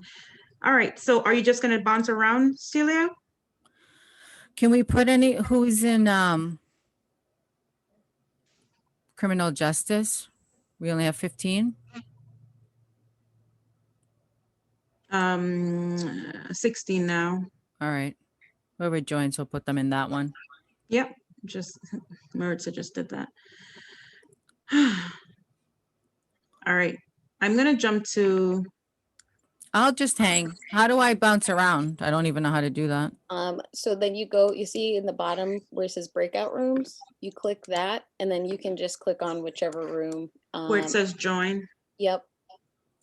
So at the title over on the right hand side, it should say join if you hover over it or where the number is. Okay, see breakout rooms. It says chat, pause recording, stop recording. So click on breakout room. Breakout rooms. Okay. Oh, I see. It's right in front of me. Okay. I don't know if I'll be that adventurous. I need to get a hold of myself right now. And then, so what time thank you so much, ladies. We're gonna give them an extra. I think we're gonna have them. Oh, what time do you have the 10 minutes? I think we need to give them a little extra. That's what I was asking. Yeah. So we'll do the 10-minute warning at 3:30. At 3:30. Okay. Yeah. Okay. I just had it. I'm always losing pens. 3:30. 10-minute warning. All right, so we'll have to do that manually. But it should all work out. You see how it has the remaining time over in the corner of your video? Up in the right hand corner? Oh, I see it up top. It says 48 minutes. Yeah. In progress. Because it's scheduled for an hour. So yeah. Okay. That should be all set. And then I'll manually send a message to everybody when it's 10 minutes left. Okay. All right. Whew. I know. That was totally under pressure. Like, oh no. I thought I had said to have the panelists pre-programmed because I knew they weren't going to be programmed because I was communicating with them differently. And I missed that. I missed that as a reminder when we were doing all of our back and forths. It's all right. It's okay. It worked out. It worked out. Stinks. Hey, you guys are amazing. So I'm just so grateful. this is one of like for the ambition of this Zoom event, it's so well done. It is like really working out very well. Thank you so much, because I was very nervous about that. I'm like, I mean, I know how to build things from a technology standpoint. Like you want to bring something to product to market. I can tell you what you need to do and how to build it and get the developers to get you there and how to market it and communicate it. Well, this stuff for me, I was like, I'm not in my comfort zone whatsoever. So I know when I saw the breakout room thing, when I clicked on it, I was like, oh my gosh, this is my first time, Maritza. yeah. assigning And you know what? Because we were so caught up in the program, we forgot that we were going to try to assign people behind the scenes. No, Maritza and I kind of, yeah, we talked about it. We had to do it live. So here comes someone. Where are you going to put them in the? Allison, go somewhere. Put them in criminal justice. Yeah, Uh-huh. we got to pack that. That's a powerhouse. We should have more in there. Some people, if they're already assigned and they're joining late, they're just gonna go right to the one that they. Oh, was she assigned? Was she pre-assigned? Where was she going? I have no idea, but I recognize the name. Oh my, you look beautiful, by the way, Celia. Oh, and thank you. I I'm love not the feeling makeup. so glamorous because you look- I'm so tired. Let me get a picture of you. Oh, that's alone. nice. I love the makeup. Do you? Yes. Yeah, you look Do you want my mic? Yeah. I got yeah. Ooh, let me get that smile again. Nice. Hold on. Let me try with the flash. I think let me find on the mic. Beautiful. My daughter hooked me. What happened? Oh no, now we can't hear you. Now you can. I'm on the mic. Someone, Linda, oh, she typed in the chat that she wanted to be on the mic. My back hurts. Oh my gosh. I felt really bad about my presentation. And it's because, I just didn't even have a time to like edit it fully. I like literally put the finishing touches on it this morning. Did you And see me sending you text about the time? I didn't. I was just trying to race through it. I saw the last one. That's why I cut the video short. Oh, someone's asking for help. I'll be back. Okay. Okay, I'll be back. I want to hear what's going on in education. I'll be right Okay, back. perfect.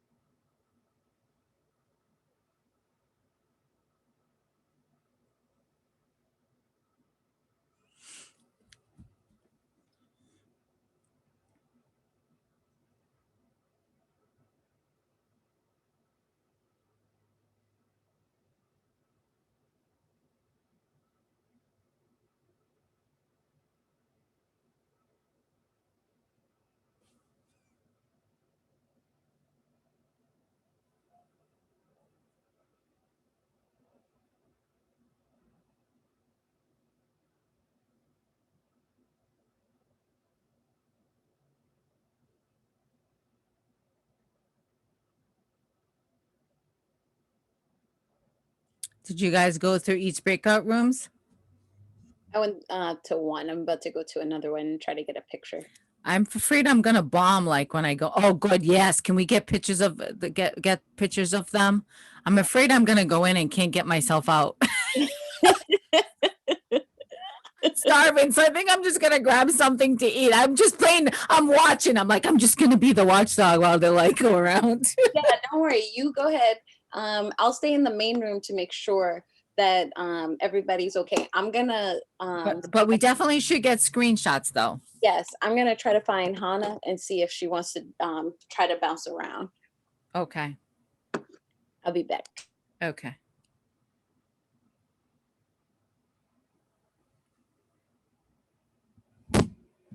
Oops, what happened here?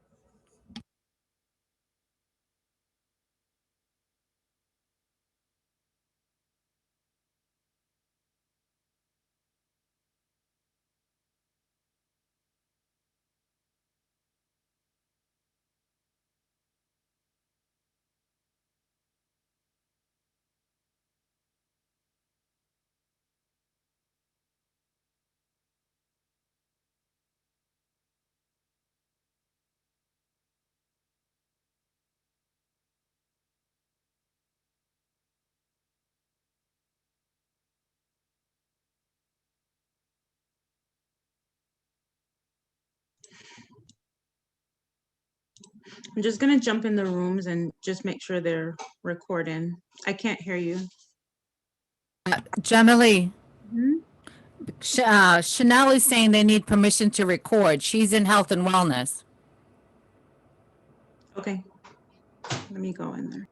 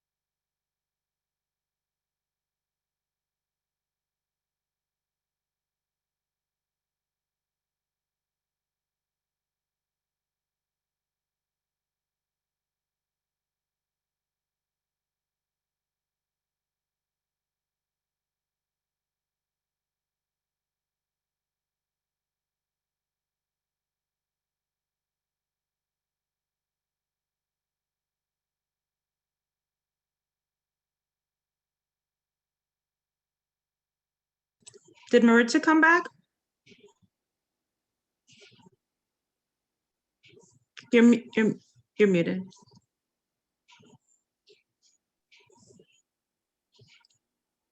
Can't hear you. Can't hear you. There we go. How about now? I'm on the mic. I went downstairs to grab something quick to eat and came back up. I didn't see her, but Okay. it looks like Charlotte is in. They were saying she was in education. She needs to be reassigned. Charlotte Gola Ritchie. Can we look to see if she's in politics? Where does she want to go? Yep, I found her. Where does she want to go? She needs to go into politics. She's in politics. Okay, she's in. Political and civic Okay, great. leadership. Yeah. Okay, great. Charlotte Golar Ritchie. Okay, perfect. Okay. Anyone else? No, I'm just going through text. I had so many of them that I'm just catching up to them. And I'm trying to make sure. I'm just going through and tell everybody they have until 4:40 and they'll get a 10-minute warning at 3:30. We just need to make sure that we. They have until 3:40. Oh, they said that the recording stopped when you left. I When I wonder left. why. Okay. All right, I'll go back. I don't know. I'll try to figure something out. Let me see. All right, let me text Maritza to make sure she comes back to reschedule that 10-minute.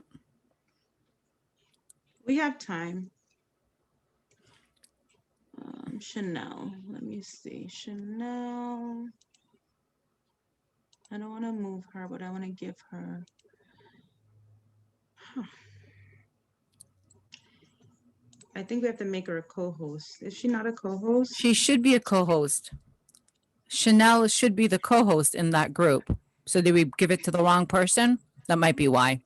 I don't know. I'll be back. I'm gonna go. Does she show as the co-host? Let me see. It doesn't show in what I'm looking at, and you won't see her because they're in the breakout room. So, Okay. All right. Yeah. Let's see if she. Yeah. Okay. All right. All right. I'll wait here.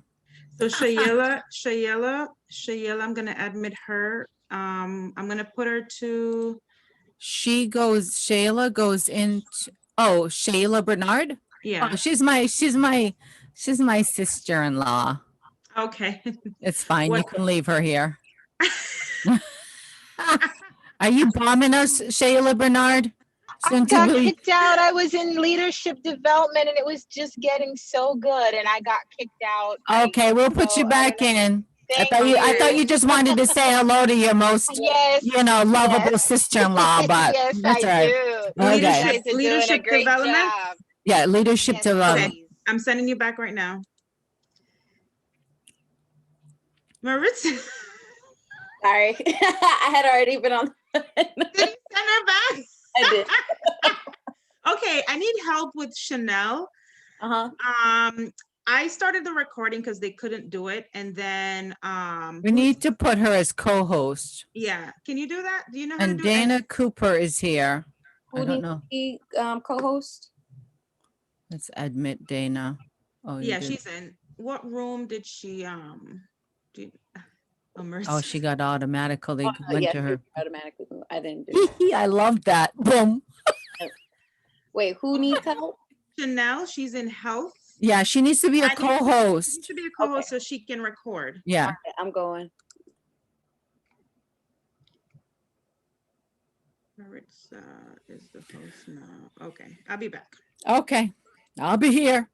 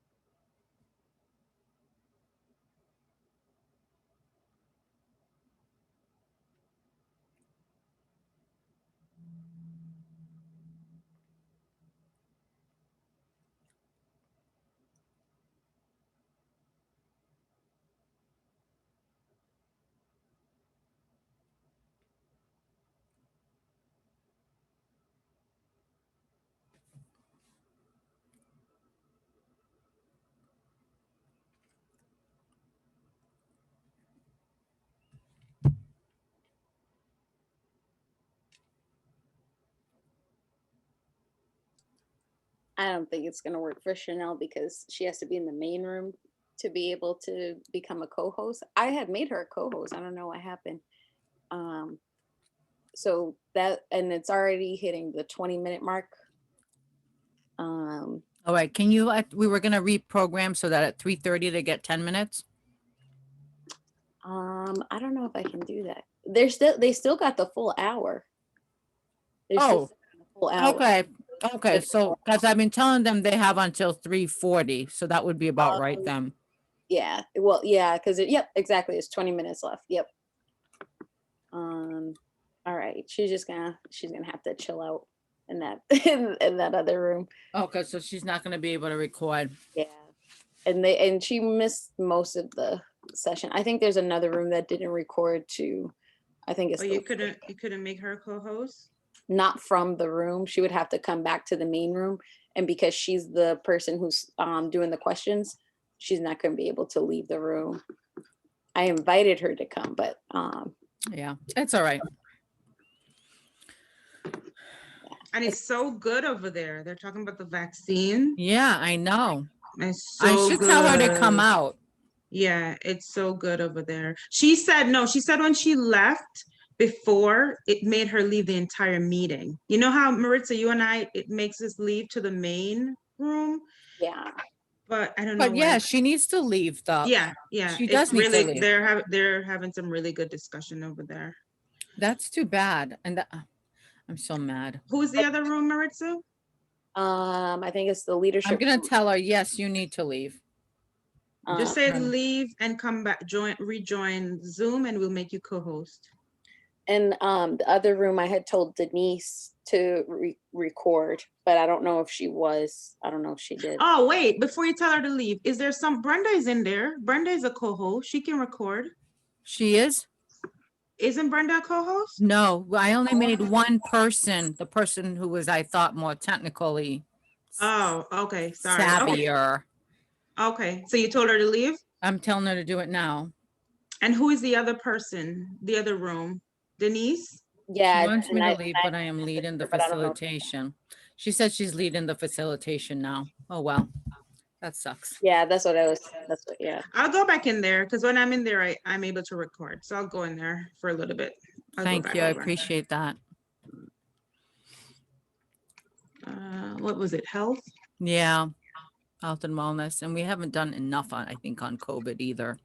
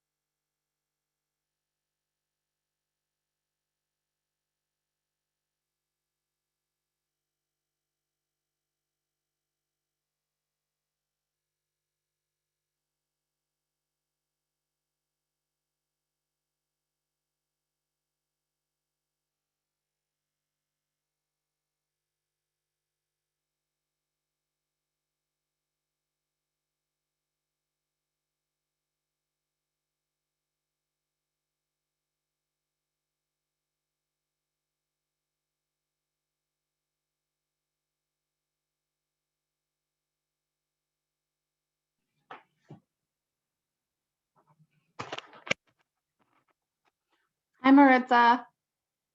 I just want to introduce myself before everyone came back on and could see what I look like, because I look terrible. You don't. You look. Nice to meet you.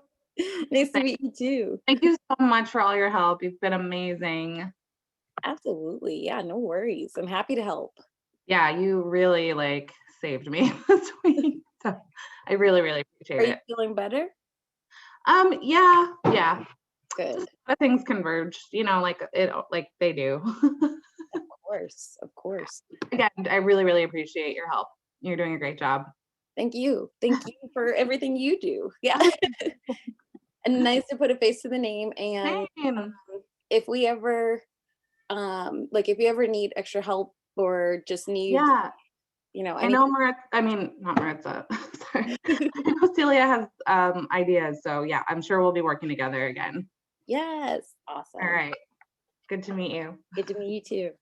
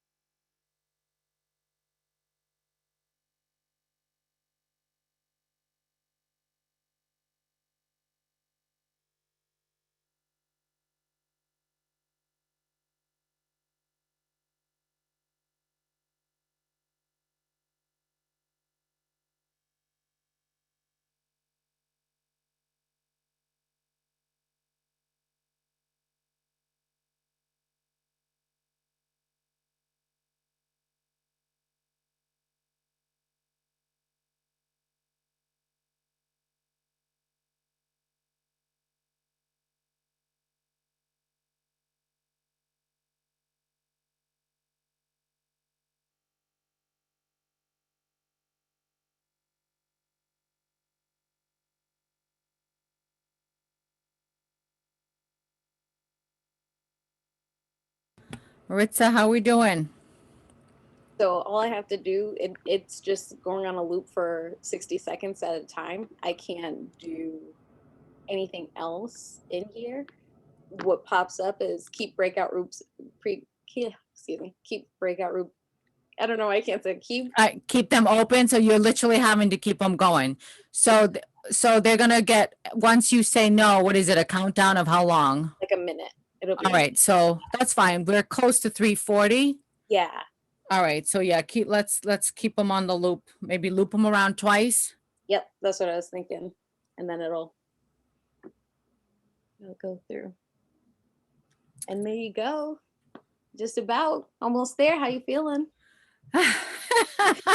I'm feeling good. I'm feeling a sense of relief, actually. All right. So let me try to text everybody. So let me know when you're on your second loop, because I want to make sure I can get to everybody to tell them that it's And once I hit the close button, it's gonna pop up that you have 60 seconds to leave the breakout room. all right. So let me let's loop it until I can get at least a text over.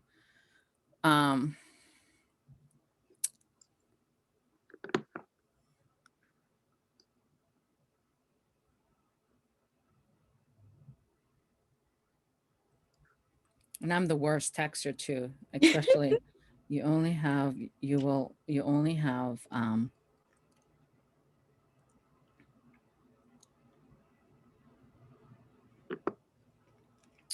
Chanel.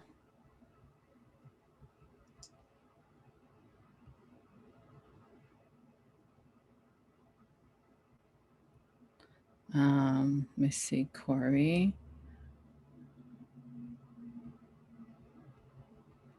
See, these people I had told 3:40, so I feel like they should be okay. Yeah. Let me get to Gladys. You only have, I need to get to Gladys and Shaitia.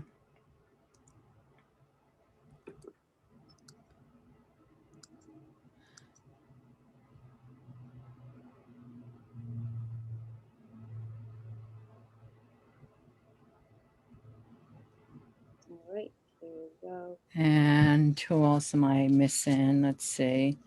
Leadership development. Yeah, they have like 1 minute and 15 seconds now. All right, yeah, keep them loop there, keep them loop. You have only 2 minutes. We get to Maria and Denise.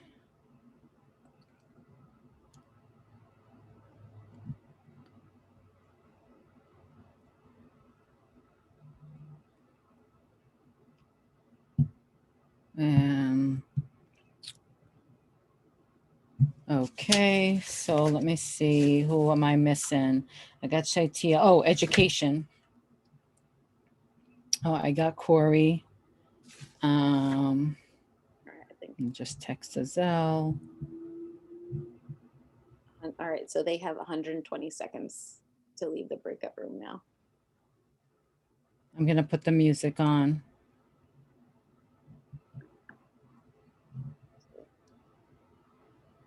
I feel like I forgot somebody. So many breakout sessions. Let me get to the music. Oh, they're coming back in. I've had it open on my laptop so I could see what it looks like as a participant. So I can see that the breakout room button just popped up to say there's only 2 minutes left. Okay, perfect. So everybody should be coming in. Yeah, and I think I text everybody. Susie, I accidentally left my room. I don't know what I did. Are you able to put me back in the leadership development room? Please? Thank you.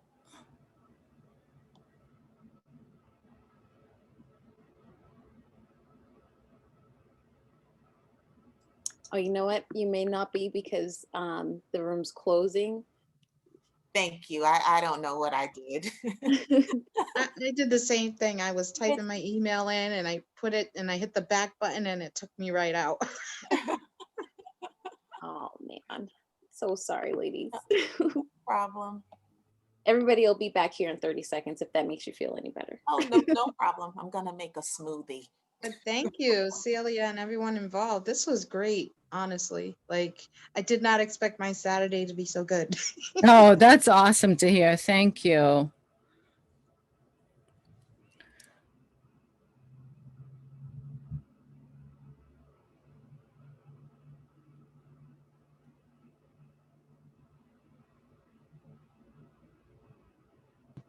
And before we leave, Celia, I do need your contact information because you're a hard woman to get in touch with. Oh my You're so God. busy. Who's Oh my God, it was amazing. Hunt you down. We just finished. They're still talking. Dina, that was perfect timing. We didn't get to get our date down, but we have everybody's information. We had an amazing panel too. So it was beautiful. If I can, I make a little shout out to my health and wellness breakout session. I have dropped my email, chanel.field@umb.edu in the chat. If you can send me an email so we can come up with a date to follow up on our follow-up meeting for our priority. Thank you. Celia, I like that mic. Thank you. My daughter hooked me up. You know, she's a techie. I like that mic. Can you guys hear the music? Yes. This is one of those things you just don't want it to end.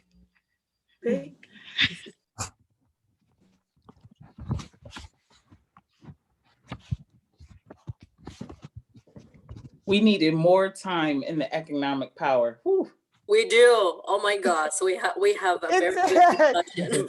That's the truth. That's for all of us. We could have been having this conversation for a while. It was just amazing. Chatia and I were like, oh my gosh, let's go. Giving us some, oh, I know. So anyway. Just waiting for everybody to come back. Right. So what that means is that we have to have individual conversations for each panel so we can all get in it because nobody wanted to stop, which is a great thing. Celia, this has been an amazing day. Thank you. Do whatever you want because I'm listening to something. Whoever just said that, oh my God, I say that to my kids all the time. Leave me alone, please.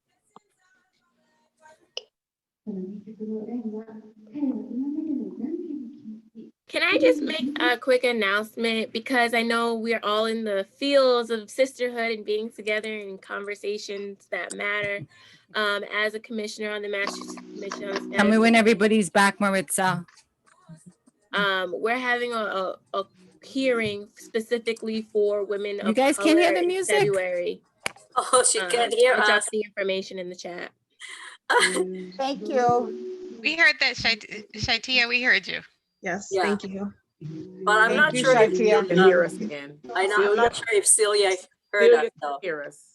Yeah. Celia can't hear us? No, she I can cannot. hear you. Oh, she hears Good us. now. She hears I'm us. just enjoying the music. Is everybody back, Maritza?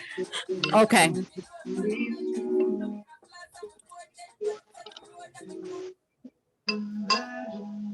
Okay, welcome back, everybody. Let me close out. I'm trying to close out my button here. I know you guys wanted to talk all afternoon. Thank you all. Okay, I'm going to turn this over now to Jaquetta. So if you guys could just keep your reports out for 2 minutes, please. Succinct reports out so that we can keep moving with the program. So I'm going to ask our board member Jaquetta to come up now to do to manage the report out, and then Brenda will do the call to action. So I'm actually going to tag team this with Chanel, since we were taking notes together. So Chanel, why don't you start with the first two? Yes. Sorry guys, I was multitasking. I know one of the priorities that we discussed is to develop and conduct surveys, more of a needs assessment so that we can share with doctors in our networks, or just share and report out data to our members and just the communities of color as well about what's going on, what they're experiencing. So that way the community organizations or organizations in general that support women of color can provide and meet the needs of what they need, particularly for their area of where they live.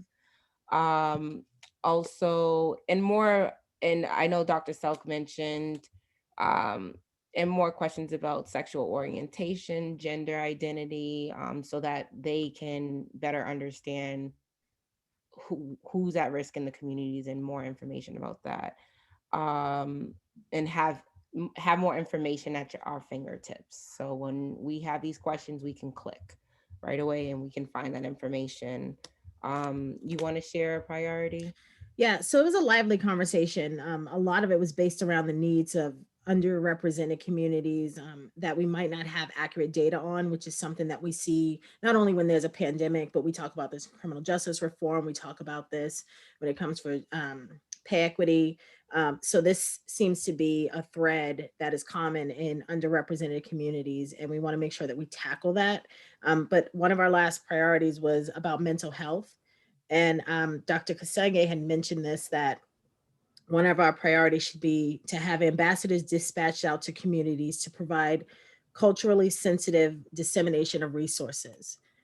So we often talk about like language barriers, but there's something more that we need to do. So it was a lively discussion, and I was happy to be a part of it. Great job. Had a last priority, and that was from Dr. Maddie Castile. She mentioned to have more resources and facilities for women of color to access. That's something that has been a challenge and a barrier, but also a way we can realistically help with that is, be more educated of what resources we have in our communities and educate other women of color who are seeking those resources is very important. Okay, thank you. Right. Also, just add to that too, is that one of the things when we asked them what the 3 priorities would look like, we can't do it without them. Particularly, how do we get that information mainstream into MAWOCC's websites and our marketing and our branding so we can get across the Commonwealth. Okay. Thank you, Health and Wellness.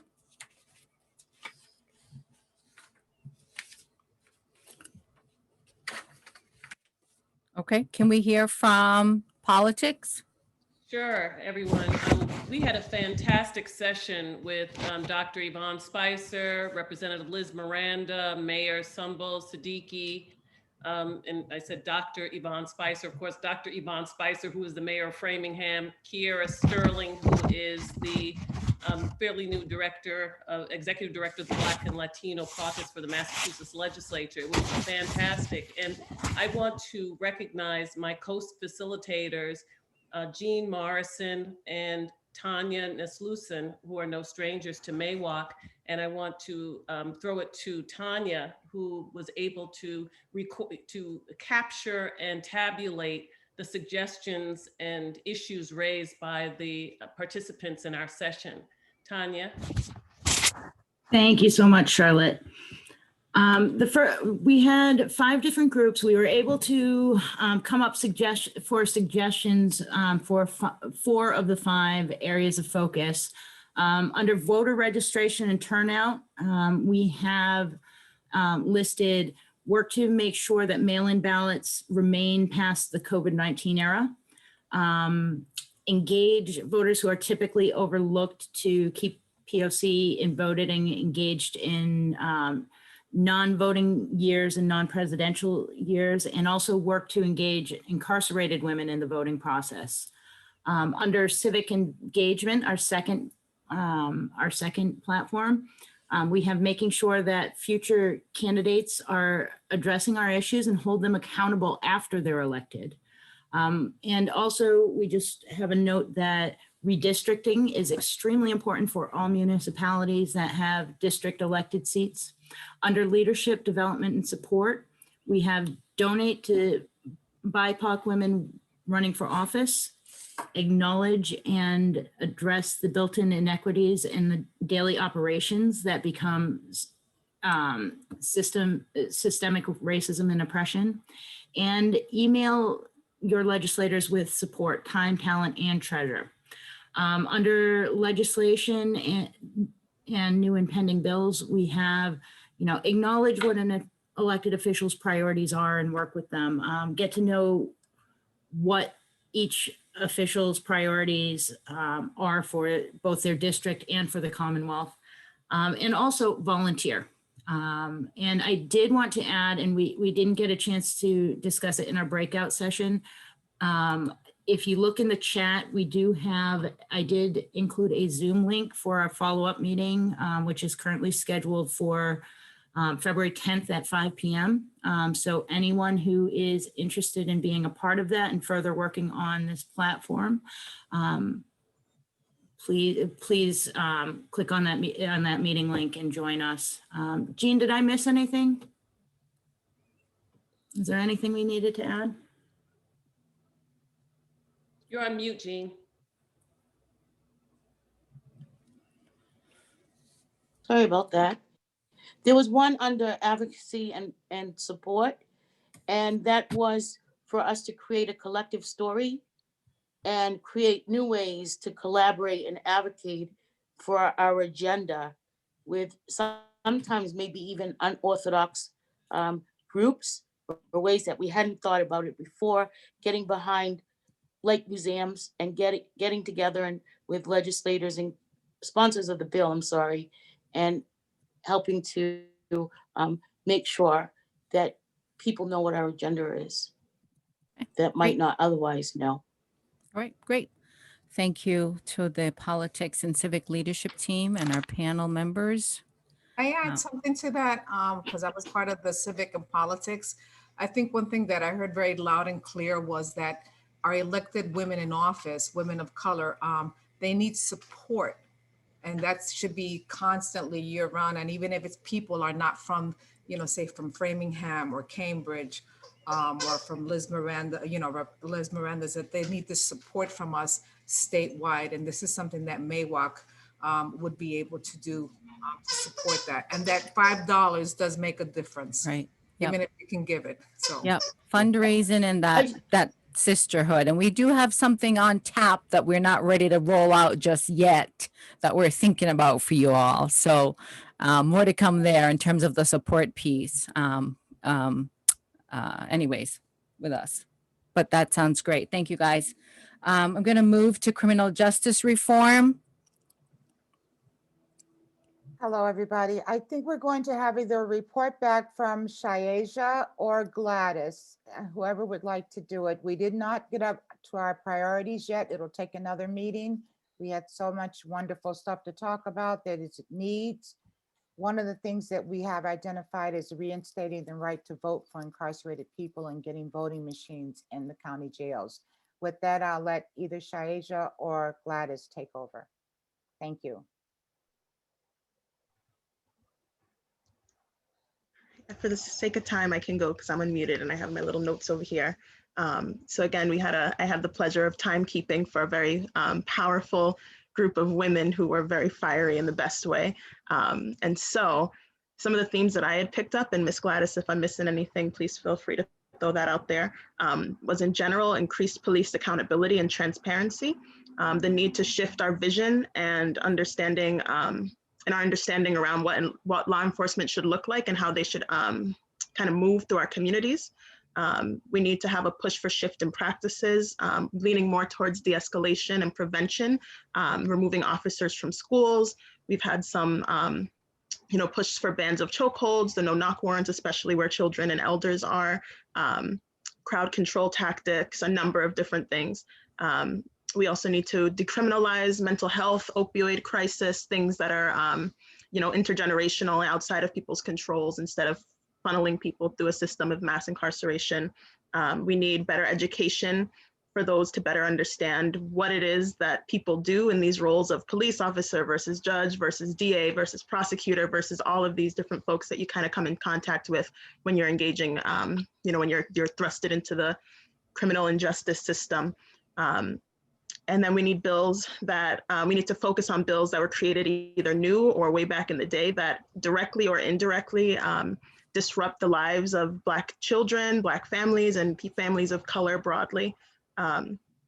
We need to push back against a new prison that is being formed, a new women's prison that is being formed in the same way that, folks are pushing for decarceration and abolition, and then there's money being used to try and create more incarceration in our state. So we need to try and push back against that, as Sister Andrea was talking about. Valuing the lived experiences and combination of events that people have, especially for those who are currently or formerly incarcerated, disrupting the flow of women who are found in, situations that are outside of their own, that are being pushed into a system, and then are ironically invisible when it comes to what we think about who's incarcerated, who are in those jumpsuits, who are behind those bars. We often think about men, Black men, men of color, and often never think of Black women and women of color, though our numbers are steadily increasing. And lastly, folks talked about how when women are suffering broadly, we know that it's incarceration, but it's also a number of different things like rape culture, job loss, the pay equity rate, maternal mortality, a number of different things that then impact the way that women are able to live their lives. And then of course, when you intersect that with race, class, all these different other factors, it impacts women of color in adverse ways. And we're hoping that we can continue to stay creative, as folks have kind of got creative in how to get some folks out of prison through this COVID-19 pandemic. We hope that we can continue to maintain that creativity when we're outside of a pandemic, as many community leaders have, and hope that we're not just cherry picking those who only do this or those who only do that, and understand that we need to be pushing for the abolition of prison and the mass industrial complex as a whole, not just for certain people in our communities. So we're going to be moving on those priorities some kind of way at our next meeting. As you can see, that's a lot, and it was hard to manage. I know. We're gonna have to tackle those. Okay, thank you, Shayeja, Medina, and Cassandra, and all of our panelists. We're gonna move to leadership, development, and support, and building sisterhood. All right, so I will be reporting out for the leadership development, support, and building sisterhood group. I'm going to try to make this really quick. Obviously, it was a super rich discussion, but I know we're a little over our time. I think that the overarching theme, which is something that was echoed even in our keynote by Ruth Carter today, is that if we find ourselves in a certain role with a seat at a table, we have to make sure if we're the first one, we're not the last one. And so our conversation really focused on different things that we can do. And so we obviously have to have a follow-up meeting because we didn't have time to really make them into SMART goals. But we did start to think about what it would look like to partner intentionally with other organizations or individuals that are doing leadership development. How do we connect with the resources that are already there instead of just reinventing the wheel? How can we as women of color help each other address roadblocks and prepare for challenges as we try to plan out our own career trajectories? How can we team up to better understand and serve ourselves and each other, understand each other's stories and lift each other's stories up? We thought about lunches and workshops aimed at helping women articulate their skills, their talent, their vision, how to use their voice more clearly and really be able to articulate themselves and feel confident in doing so. We also had just kind of started getting into a conversation about what it would look like to really get politically organized. So kind of thinking through what the other group was talking about with politics and advocacy, but in terms of preparing young women of color to actually run for office. And so what would it look like to have an actual program where that was the focus? And someone talked about possibly connecting with Stacey Abrams to try to launch that work. And I thought that was a really fantastic idea. And that was where we left it off, but certainly more to come. Okay, thank you. That was excellent. Thank you, Marilyn. And thank you to all our panelists and facilitators. And we're going to go to economic power and sustainability.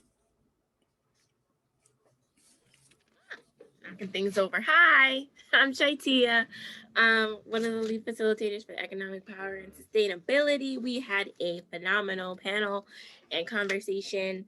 A lot of our themes that we heard were constantly seek spaces of sisterhood.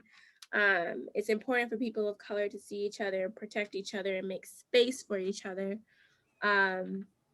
Income disparities equal wealth gaps. And Lisa, I want to highlight that Lisa Wong highlighted that government jobs are actually really good jobs. We just need to help each other get them. And we need to see ourselves in those roles in order to see them as those good jobs. Something else Shavina said, knowledge is power. It's important to understand the processes and opportunities available at the municipal and state level. Again, echoing the good jobs, focusing on school, because school knowledge is power. Find a safe balance between work and family. And then also increasing access to financial literacy, promoting those programs, connecting with your banks, your local banks, and other programs that promote financial literacy. And then when it comes to entrepreneurs and starting new businesses, do your research, understand the resources that are available, tap into your local and state entities and figure out your cash flow. Job creation there's going to be a lot of a rise in entrepreneurship as we have seen as a result of the pandemic, but understanding where to find that funding to start, get your plans right, get the word out. And yeah, just I heard a lot of sharing resources and making sure that people know where to go and how to find the answers to their questions. Thank you, Shaitia. And some of the programs are a partnership with your role at the Treasurer's Office. Will address some of those financial literacy. Yes, I'm going to drop a bunch of links for you guys in the chat Okay. too. All They're right. free resources. All right, great. Thank you, I'm calling you Shaitia and a panelist. And we have our education justice breakout group. Okay, so with all that we've just heard, I just want to open with teaching is the one profession that creates all other professions. So when you think about education, we are lifting all of our students to be and touch all of the places that each one of you in your breakout groups have talked about.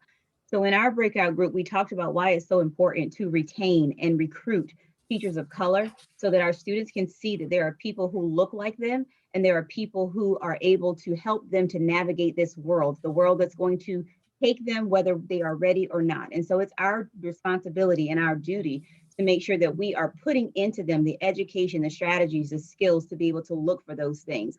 We recognize that when COVID hit, that some of us were behind in some of our districts, some of us were ahead, but all in all, we gave kids technology that they use every day. We see our kids, our nieces, our nephews on TikTok using these things, but they were not ready to learn. They were not ready to take on their education in the way that we had talked about since 2001 when the 21st century hit, to say that we were preparing them for the 21st century, yet they are still not ready to manage their education on their own. So when we go back to these schools, we're not going back with the same way that we left. We cannot, because it's detrimental to them. And so when we think about how do we pull in more people of color, we have to start at the high school and start to recruit teachers in high school, teach them why it's so important and why that our role as educators is so important to the world, not just to our communities. And so with doing that, we have to lead with love, and we have to create systems and programs that are holding us accountable, that are holding the people that are sitting in front of our kids accountable, that are not just including them, but is equitable to them. And we also must make sure that we are willing to take those hard steps and take the chances to be able to advocate for our students, to advocate for the communities that we're in, to make sure our students are getting the best. So with that said, lead with love. Please push your people into education, because we need more people that look like us, because it makes statements to our students. They should not have to wait to go to an HBCU to have a teacher of color or a professor of color teach them. They should be able to walk into a classroom every day and see a person that looks like them, who came from the bottom like them, to be able to know that they can account and do anything possible. So thank you. Thank you very much, Dana. Thank you to the Education Justice Group. And I think I got everybody, right? Criminal health and wellness, leadership development, politics, education, and economic power. Great. Thank you all so much. That was phenomenal work. I'm going to call Brenda Jenkins to do a brief call to action, and then we'll move right along into our program with Gladys coming up. I'm sorry. No, we've got Mary coming up to introduce Rachel Rollins, or District Attorney Rachel Rollins is going to give us some remarks. So with that, Brenda Jenkins. Is she with us? She is.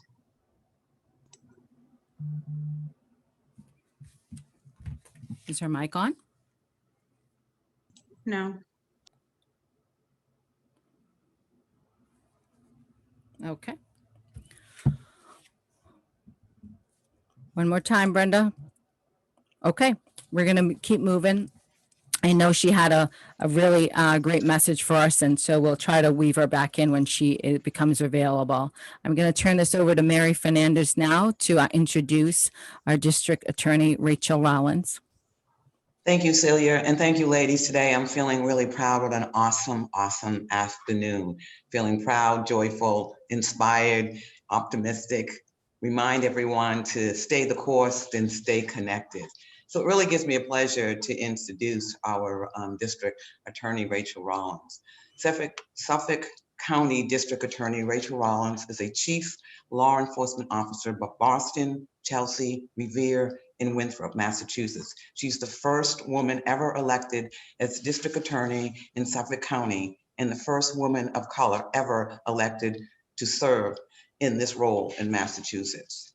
Since taking office, Rollins has implemented humane and data supported policies to keep Suffolk County safe.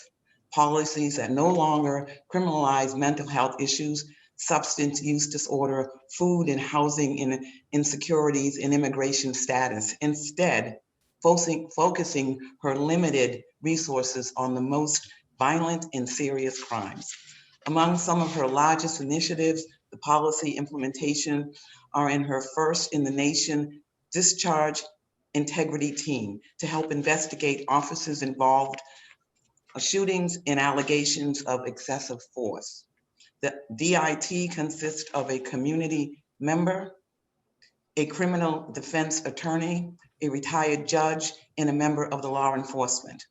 Of her 4 members, half are people of color and have relevant life experiences, including service in the military and losing a loved one to homicide. Rollins also created an integrity review board that looks not only at post-conviction claims of actual innocence, but also reviews sentence disparities. Additionally, the Bureau maintains the law enforcement automatic civil Discover lead database, providing notice to defense counsel and prosecutions with law enforcement witnesses who have or have had a history of misconduct or dishonored their badge, and if necessary, limit or excluded their participation in court proceedings. As an attorney for over 20 years, previously worked as a field attorney with the National Labor Relations Board, as an associate at the law firm of Brigham Mahutchin, and as a federal prosecutor for the United States Attorney's Office in Boston. She has served as the general counsel for the Mass Department of Transportation in the Massachusetts Bay Transportation Authority.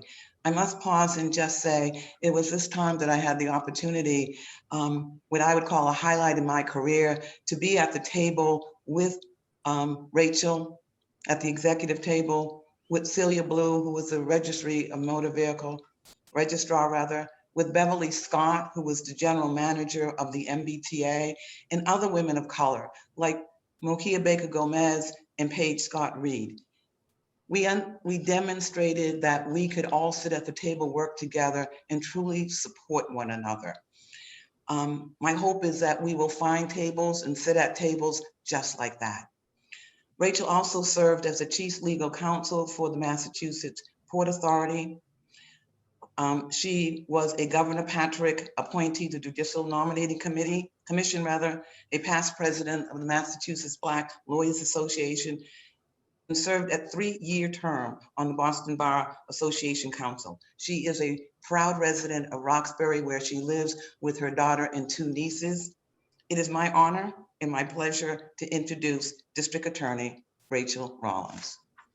Woo, woo, woo, woo. Thank you so much, Mary and Celia. 2 fabulous women that I had the pleasure, you heard Mary say, of working with when I was the general counsel of the MBTA and MassDOT. So I think my remarks are hopefully going to be less than 5 minutes, but you know, I want to thank Celia specifically for inviting me to this. In the moment, you know, I'm in right now as an elected, it is really powerful to be in a room like this and see exceptional people. And that's sort of where the speech starts, is I love being in rooms filled with women.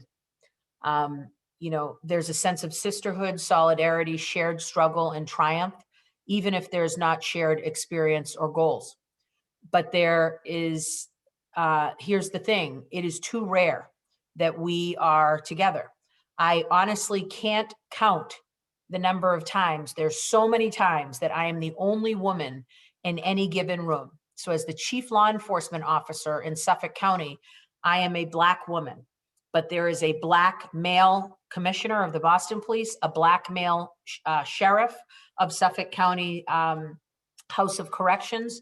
We have a Black U.S. Marshal, Marshal Gibbons. We have a Black female chief of our Supreme Judicial Court right now.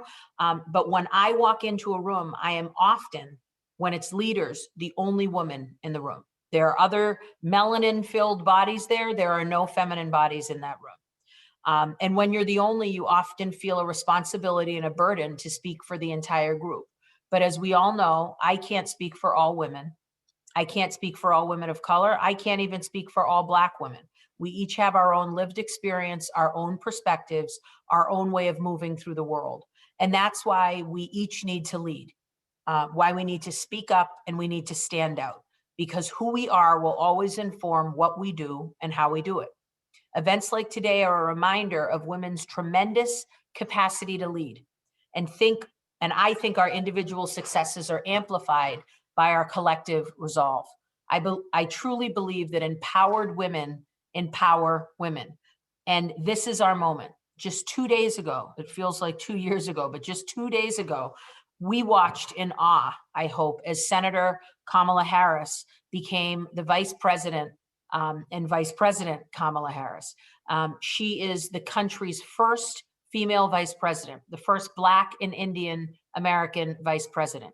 And she chose the nation's first Latina United States Supreme Court justice to swear her in. There were so many firsts on that stage. I'm sure that Vice President Harris feels the magnitude, joy, and responsibility of that historic achievement.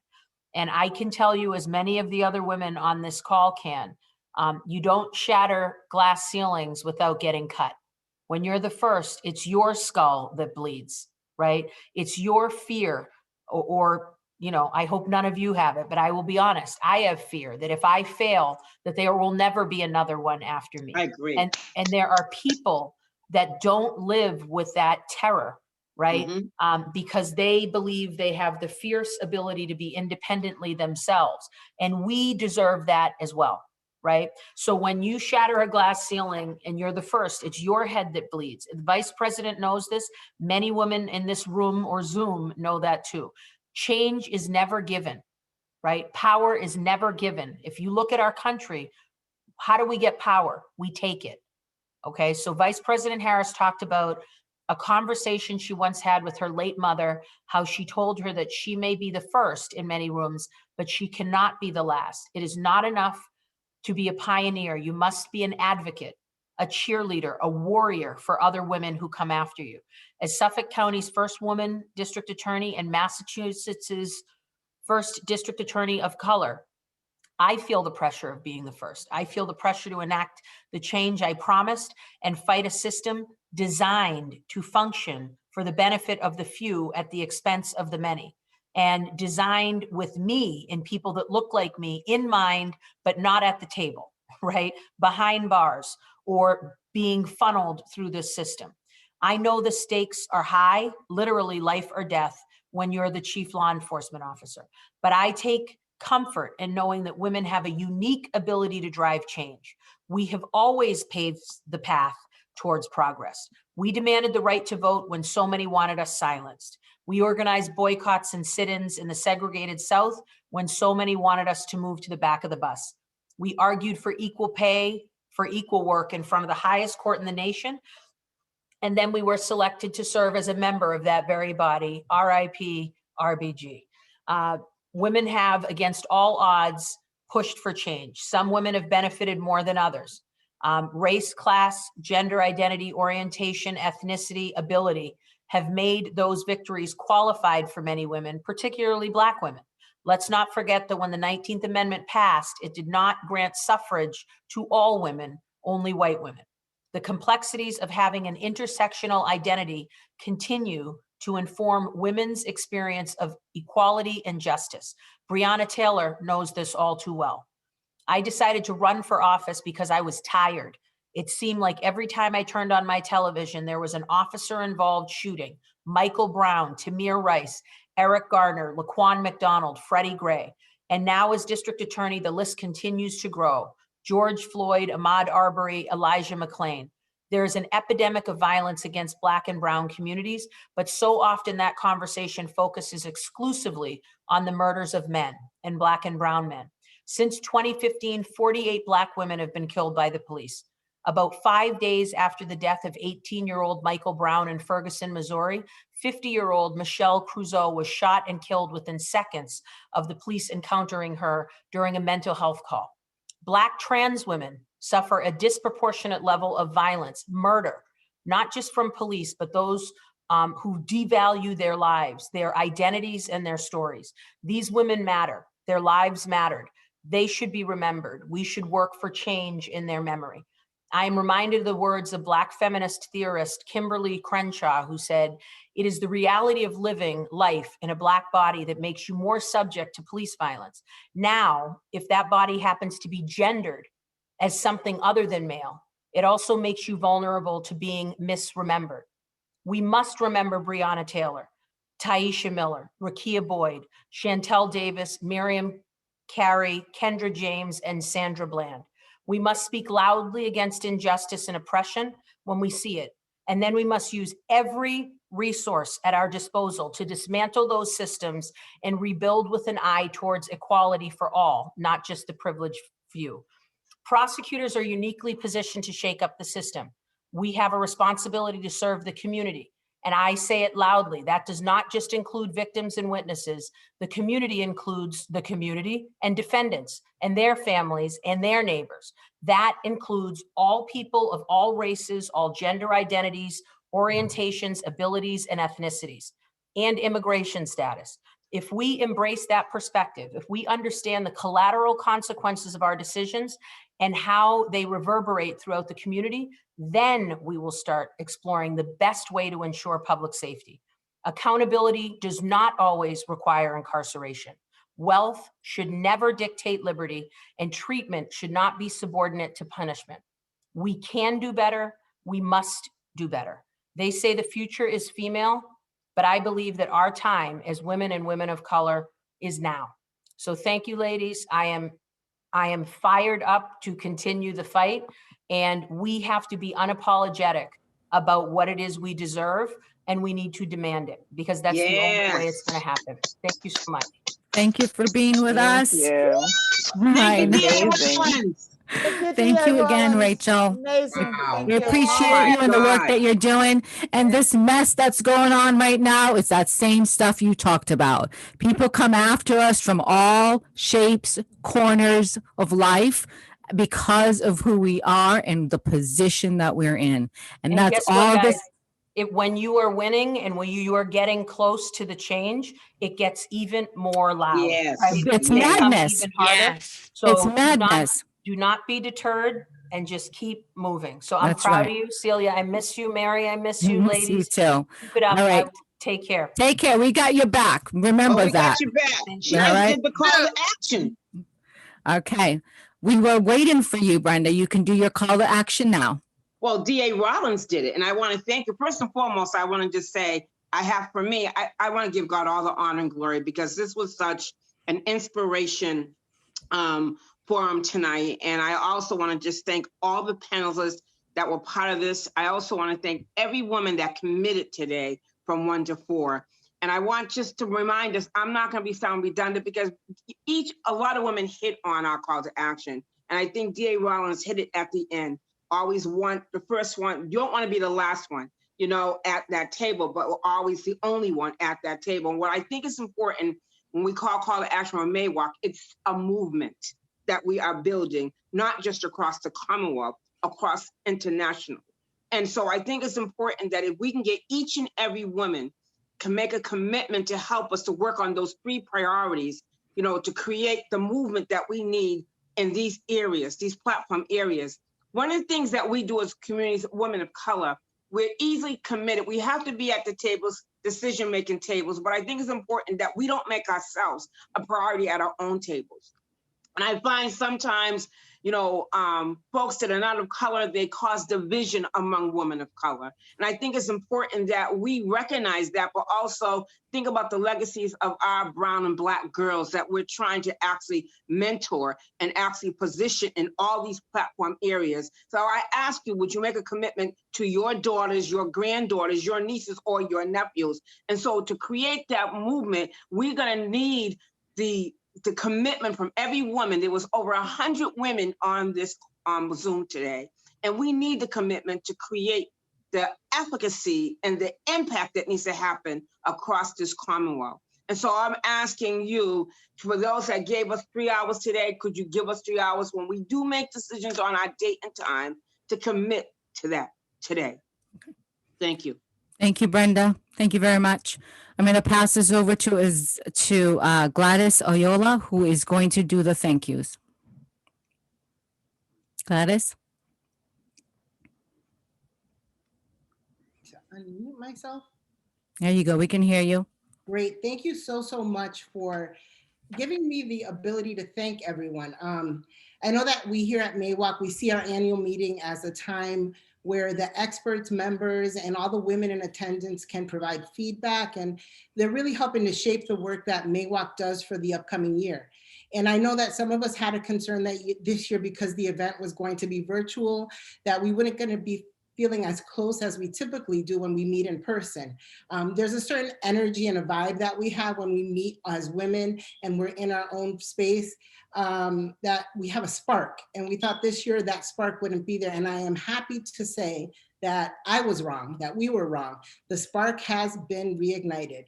And my role in thanking everyone is really to thank you for making the event a success. partly because of the contributions of the YWCA of Central Massachusetts, also Learn to Cope. They were our generous program sponsors. We also want to thank our opening and closing speakers who had so many powerful words that I kept taking notes furiously throughout everything that they were saying, because I mean, there were so many things that stuck out to me personally, and I'm sure to everyone else in attendance, because we have over 95 women that are still with us 4 hours later. So I want to thank Academy Award winner Ruth E. Carter, who is my Springfield Shiro, you know, as a Springfield resident. I'd also like to thank someone who, for the first time, I got to speak, and I was excited to be part of the criminal justice panel, because DA Rachel Rollins, who I've seen on TV, and I've seen her fighting the good fight out here from Western Massachusetts, and really she's the template for what all DAs in the Commonwealth should be. And I want to say something that I think really is kind of indicative of this whole event is Ruth E. Carter said that something that she felt like a reigniting of purpose, and she was coming back to her purpose.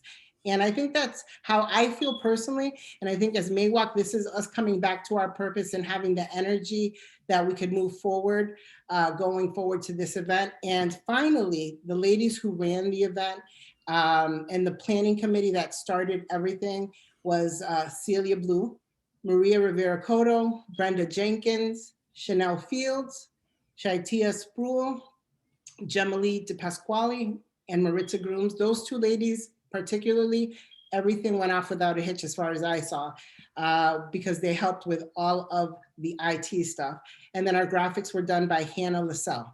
So thank you all, ladies. I hope you're all as energized as I am, and I'm going to hand it back to Celia for our closing remarks. Okay. Thank you so much, Gladys. We appreciate that. There is one other sponsor that I wanted to mention, which is Central Massachusetts Agency on Aging. Our brother Moses Dixon runs that office, and he was very supportive of us today, and I want to make sure to give him a shout out. We had an amazing day today, ladies, and one of the things that Brenda has said to me in the past about us and how we work, we oftentimes spend time building up other organizations and white organizations, and we don't spend enough time building up our own. So I hope today that you got a little bit of glimpse of, for those of you who has not been engaged with us yet, on what we're about, the movement and the path that we're on, and how much we could all benefit from everybody pitching in, whatever it is that you can do. So we appreciate you taking the time out for us today. I want to thank our board members for being here today and for their support, their love and support. Our panelists were just amazing, ladies. I hope we have a beautiful program that Hannah LaSalle did for us. She's an excellent, she's been an amazing graphics behind the scenes powerhouse for us, and we made sure your bios and everything was in it. So I hope that you all take a chance to look at that beautiful program and see all the powerful women that were here today in all of these breakout sessions that took time out of their busy schedule to be with us. And I really want to give you all just heartfelt thanks and gratitude, and really pray that you will continue to be with us in some way, shape, or form whenever you can. So with that, I think that I have recognized everyone. And so we are at 4:29. How about that? 4:29. So I thank you, ladies. Be inspired. Like us on Facebook, Instagram. Keep in touch with us. Let's continue the work. Well, I was going to play my song and I forgot it. Where is it? We'll just continue. Celia, you're amazing. Thank you. Thank you, Celia. Awesome day, ladies. Awesome.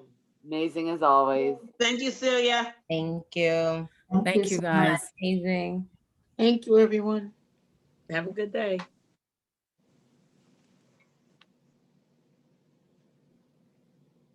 Nah.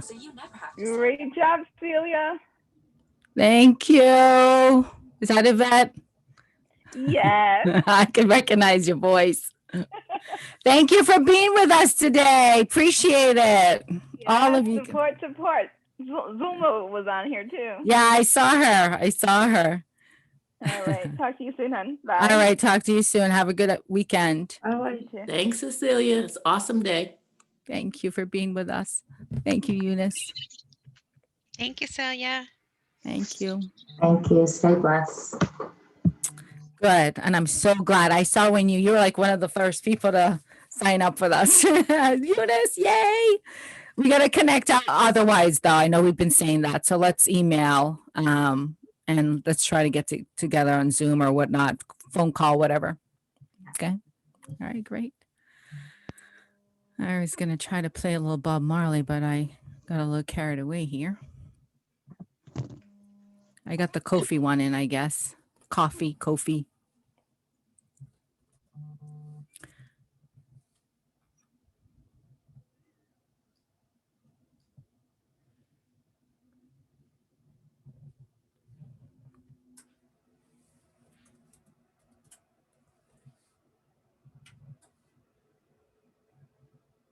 So we can debrief.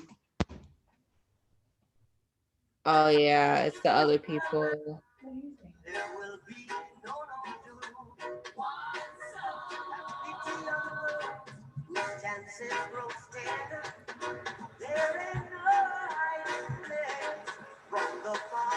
We should stop the recording, Celia.